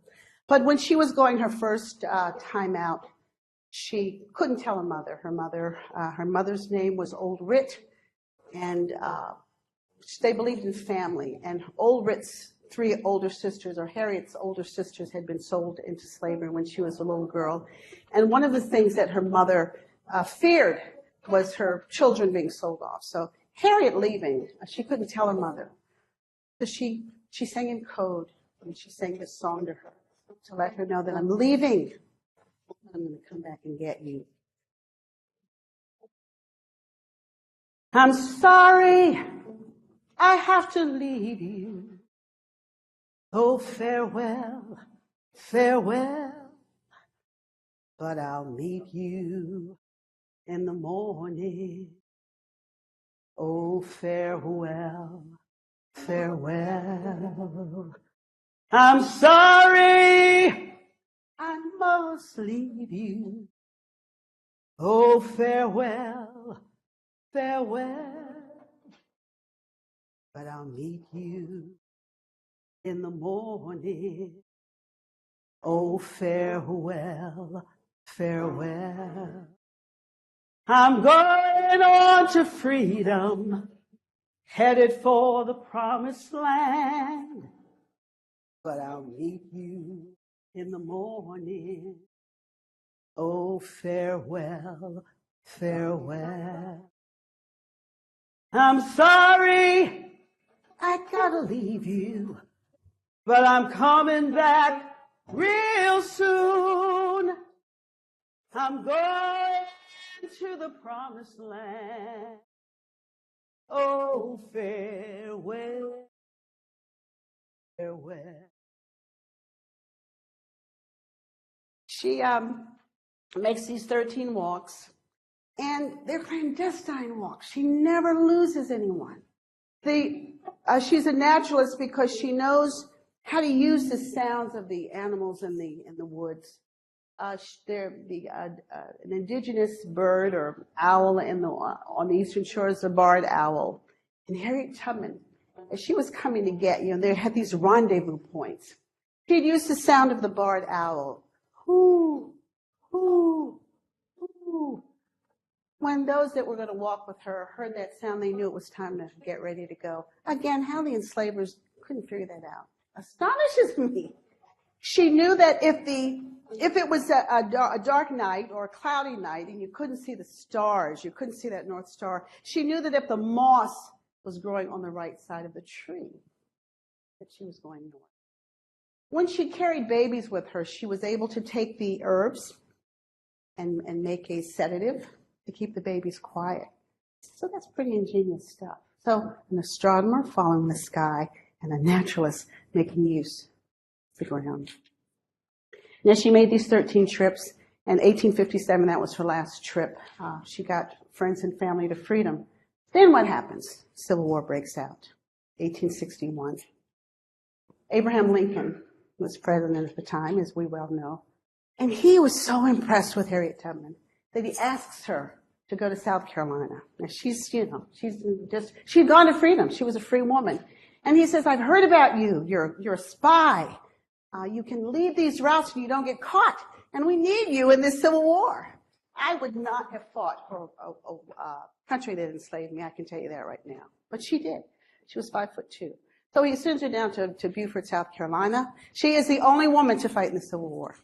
She goes there and she fights in the raid called the Combahee River Raid. She's put on a munitions boat and she goes and she takes out a Confederate ship and wins that battle, the only woman to do that. Stays in South Carolina for 3 years. And she starts, she might be considered the first person to have what we now know as a food truck. Harriet Tubman was down there selling sandwiches and cookies to raise money for the newly enslaved men and women to help them get acclimated to living free. She, before the Civil War, John Brown, you know John Brown, she and Frederick Douglass, they had formed this secret group called the Secret Six, and they helped plot the raid on Harper's Ferry. She was supposed to go to Harper's Ferry and help him with that raid, but she got sick. And we know what happened to John Brown. After, after the war was over, she worked with Susan B. Anthony. Susan B. Anthony, there was this movement, the women's suffrage movement. And Susan B. Anthony was so impressed with Harriet Tubman, her abilities to lead people, that she hired her to give speeches. So she'd go around the country giving speeches about women's movement, about rights, not so much for women. She believed that everyone should have rights. African Americans didn't have it. So she went around giving speeches. Now she dies in 1913, March 10th, but Susan B. Anthony, in some of her speeches, if you ever read about it, she credits Harriet Tubman with helping this suffrage movement. Women get the right to vote in 1920. Harriet Tubman dies in 1913. But she's heralded as someone who's very, very important to that movement. After she gets settled in, what happens now? I've got to go back. 1850 is an important year. 1850, the Fugitive Slave Act was passed. And the reason why the movement on the Underground Railroad really increased is because that act said that any African American, had they been enslaved or not, could be captured and sold south. They needed to feed that massive, lucrative cotton industry, which was the fourth largest industry in the country at the time, and made people insanely wealthy on the backs of free labor. So Harriet Tubman had to get to Canada, and she got lots and lots of people to Canada, and she did that. And so there was a huge settlement of African Americans in Canada. She also she never went below South Carolina, but helped orchestrate the movement to Mexico. It was a very sophisticated route between abolitionists up and down this Underground Railroad on the East Coast. So what's our next song? So I got shoes. Now we all, when I think about shoes, I probably have 100 pairs of shoes. Excessive is what we've become. The enslaved people risk everything. They didn't have shoes. Now I've walked on that Eastern Shore ground, and there's rocks, and there's the blooms from the sweet gum tree. They're prickly little things. They're all over the place. Sweet gum tree was a porous tree they used to make boats, so they had to walk along those roads, stepping on this kind of thing. But they didn't care because it meant getting to freedom. So another code song is, I got shoes. And the song says, I got shoes, you got shoes, and not all people with shoes are getting to heaven. And that meant the enslavers. They believed in God, but did they really? Can you really believe in God and love if you're going to enslave another human being? So this is one of the songs. They were ready. They were singing these songs in the field, getting ready to go, right? So this is I got shoes. I got shoes. You got shoes. All got children got shoes. But when they get to heaven, I'm going to put on my shoes and I'm going to walk on over God, heaven. And everybody talking about heaven ain't going there, heaven. I'm going to walk all over God's heaven. I got wings. You got wings. All God's children got wings. But when I get to heaven, I'm going to fly on my wings. I'm going to fly all over God's heaven. Everybody talking about heaven ain't going there, heaven. I'm going to fly all over God's heaven. I got crowns. You got crowns. All God's children got crowns. And when they get to heaven, I'm going to put on my crown. I'm going to put all over God's heaven. Everybody talking about heaven ain't going there, heaven. I'm going to walk all over God's heaven. All right. So we're going to let the guys walk. Got every dish on the bass. David Cole on the banjo. So you're feeling good because you're walking. You're getting the heck out of slavery, right? And you are going above the Mason-Dixon line. Once you cross over, it's feeling good. You're running. So remember when I got to Kennett Square, which is right on the line between Delaware and Pennsylvania? I had a lot of extra energy. I don't know where it came from. I was delirious, probably. But I ran. I was so excited. So imagine how they felt. Imagine how they felt. Yes. The bass line, that's the sound from Africa. All right. Oh, yeah.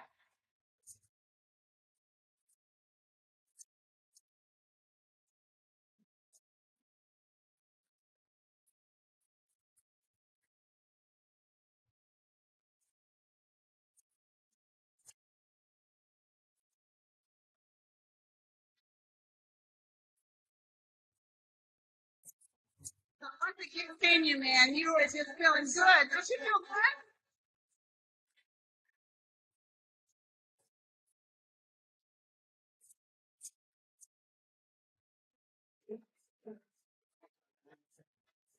Oh, I got a heart. You got a heart. All got you got a heart. And when they get to heaven, I'm gonna play my heart. I'm gonna play all over God's heaven. Heaven. Heaven. Everybody talking about heaven ain't going there. Heaven.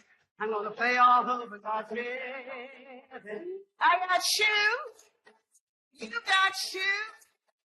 We're gonna put on our shoes. We're gonna walk. We're gonna sing. We're gonna shout. Shout. Put on our crown. We're gonna walk all over God's heaven. Walk all over God's heaven. Walk all over God's heaven. Walk all over God's heaven. I got shoes. You got shoes. Your shoes.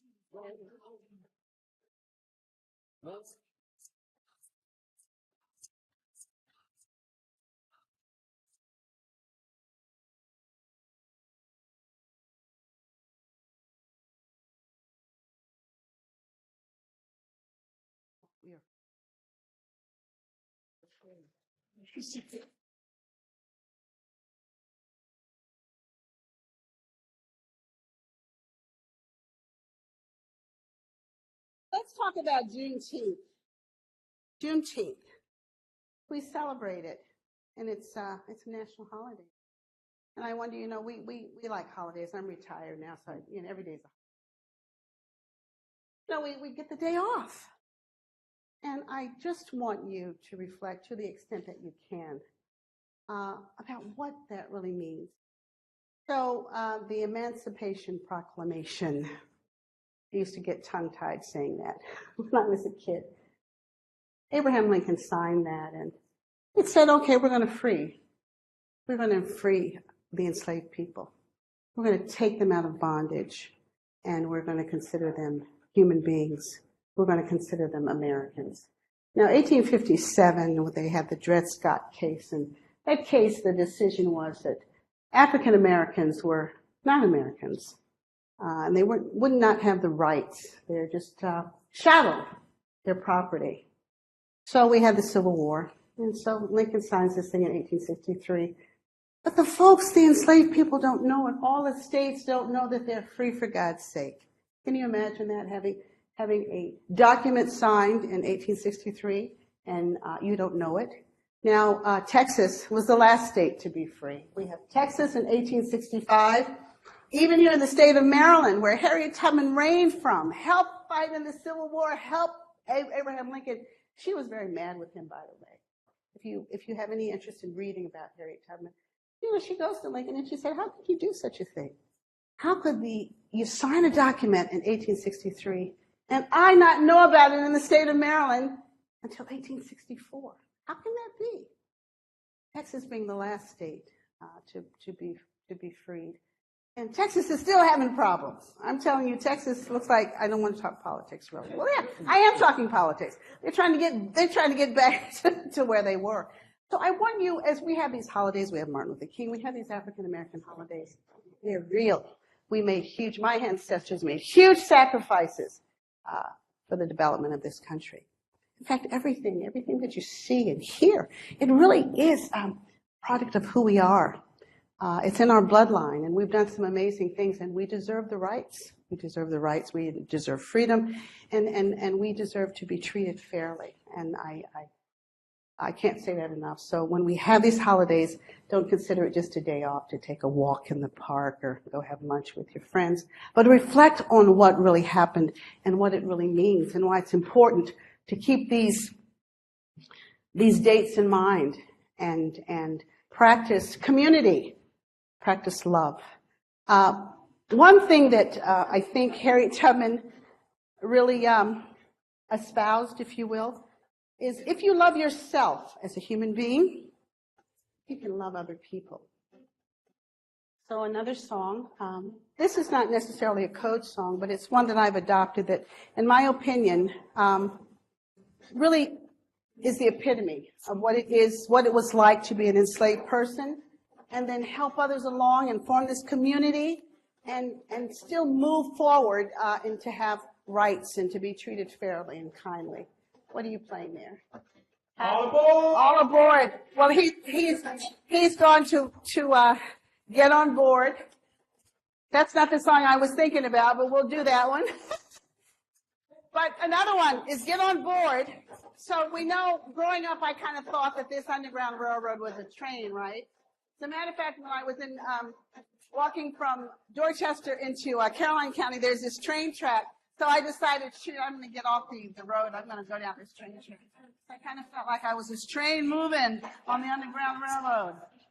But, and this song also became a civil rights song. It's Get on Board This Train. It's moving to freedom. All right? Ready? Get on board. Children, get on board. Little children, get on board. Little children, there's room for many or more. Get on board. Little children, get on board. Little children, get on board. Little children, there's room for many or more. I see the train coming. It's coming around the curve. It's forward steam and brake, straining every nerve. Get on board. Little children, get on board. Little children, get on board. Little children, there's room for many or more. Get on board. Little children, get on board. Little children, get on board. Little children, there's room for many or more. I see the train coming. She's coming around the curve. She's loosening all her steam and brakes, straining every nerve. Little children, get on board. Little children, get on board. Little children, there's room for many or more. Get on board. Little children, get on board. Little children, get on board. Little children, there's room for many or more. So that's a metaphor. Come on, get on board. Thank you so much. Get on this train. North. We are going north because north seems to be the place. It's the progressive place to be for freedom, for equal rights, for equal education. That's what we want. We all want the same thing. So I pretty much told you about Harriet Tubman's life. She was a naturalist, an astronomer. She believed in community. She believed in family. And she made the sacrifices to come back 13 times to help family and friends find freedom. So I've adopted this motto and I invite you to come to our museum. We're on the Eastern Shore. When you come there, we're a small museum, our nonprofit. But what I'd like to do is I take you along the Underground Railroad. We can walk 2 miles, 5 miles, 10 miles, 50 miles if you want. I have a little place called Camp Harriet. If you want to come down and spend the weekends, we're going to walk the Underground Railroad. Because as I told you, what it did for me, it changed my life. It changed my perspective on life and things. And I see people differently. I see them differently because I love myself so much that I can extend love to everyone else, unless you mess with me. Now, if you mess with me, that's something different. But my heart is open, and I didn't have that before. I lived in this little bubble, and all I cared about is what I was doing and my 2 kids, and nothing else really mattered. But we can't live in a bubble. We have to come out of that bubble and extend our love and care for everyone else. We're going to wade in the water now. Another code song. These guys are a little off script, but I'm going to go with them. Wade in the Water is another code song. When the enslaved people were going down on the Underground Railroad, and they were being chased and pursued by dogs and men on horseback, they would go into the water. And what the water did, this moving water would mask their smell, and so the dogs could not pick up their scent. So they wade in the water. A song that we know, but another, again, it says rhythm, a cadence that the enslaved people brought with them. All right? Wade in the water. Wade in the water.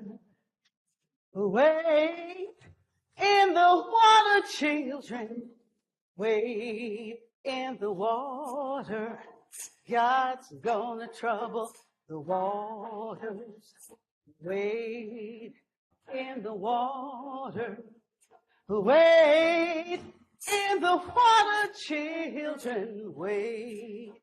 In the water, God's gonna trouble waters. Who's that band all dressed in white? God's gonna trouble the waters. Must be the band of the Israelites. God's gonna trouble the waters. Come on and wade. Water. Wade in the water, children, wade in the water. God's gonna trouble the waters. Who's that band all dressed in red? God's gonna trouble the waters. Must be the band that Moses led. God's gonna trouble the waters. Come on and wade in the water. Wade in the water, children, wade in the water. God's gonna trouble the waters. God's gonna trouble the waters. God's gonna trouble the waters.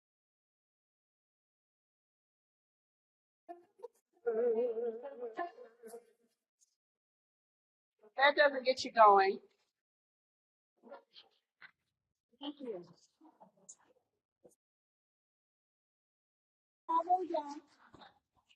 You traveled the Underground Railroad. Traveled it because you've listened, you followed, and that's pretty much what it is, putting one step in front of the other. I don't know if I said this earlier, but I coined this phrase, this motto, find the Harriet in you. Take one aspect of what she did, embrace it, and it will change you for your community. Changes how you see things and how you feel, and how it helps you be progressive and productive. It did that for me. That's what Harriet did. She became a productive human being and freed a people. And that's what we want. Right. So are we love will guide us?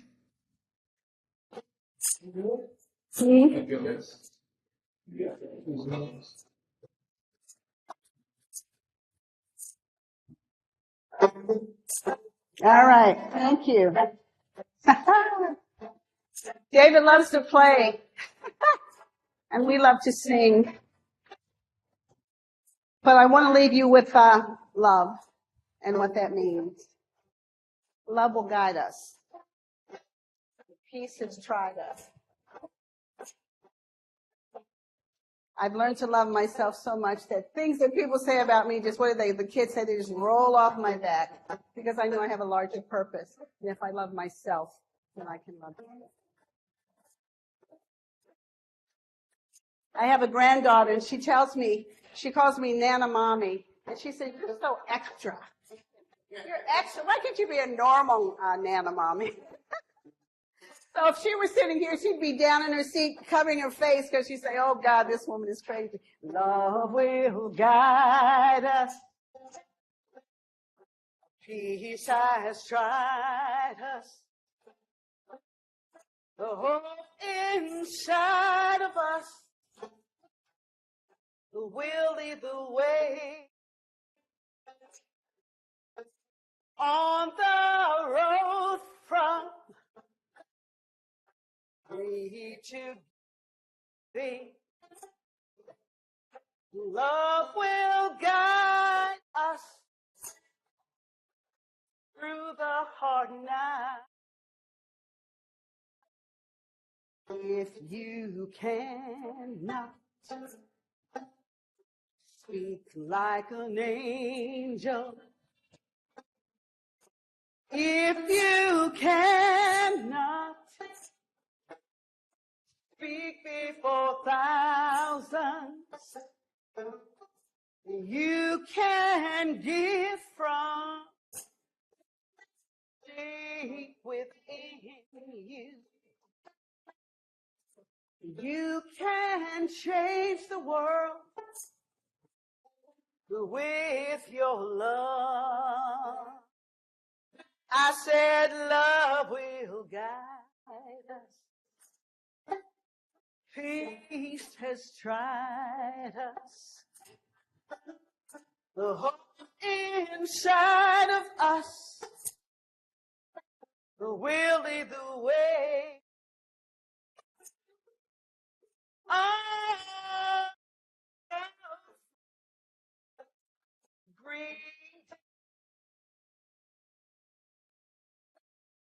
Love will guide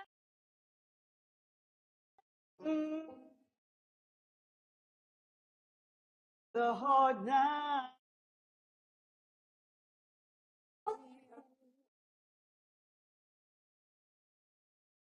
Travel that Underground Railroad day or night, and you'll find the answers. Thank you so much.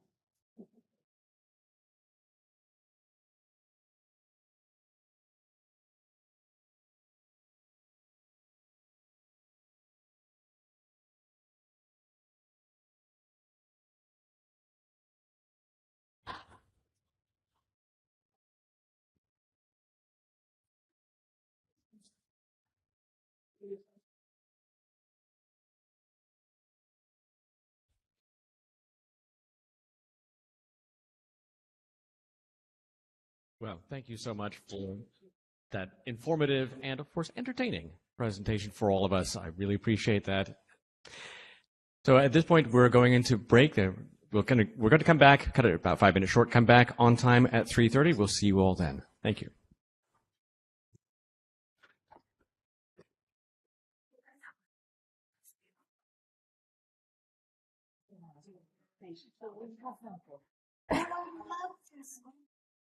So those.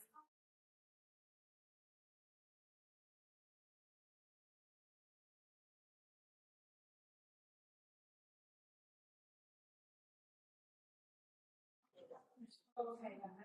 If you see, and also on the top, whatever the so from the earth is so.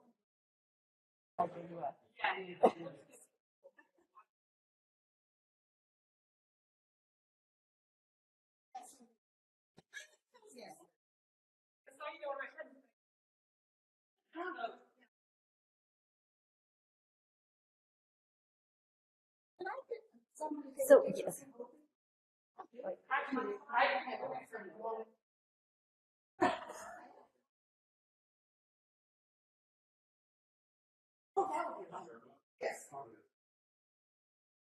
Yes. Yes. I just wanted to check on the.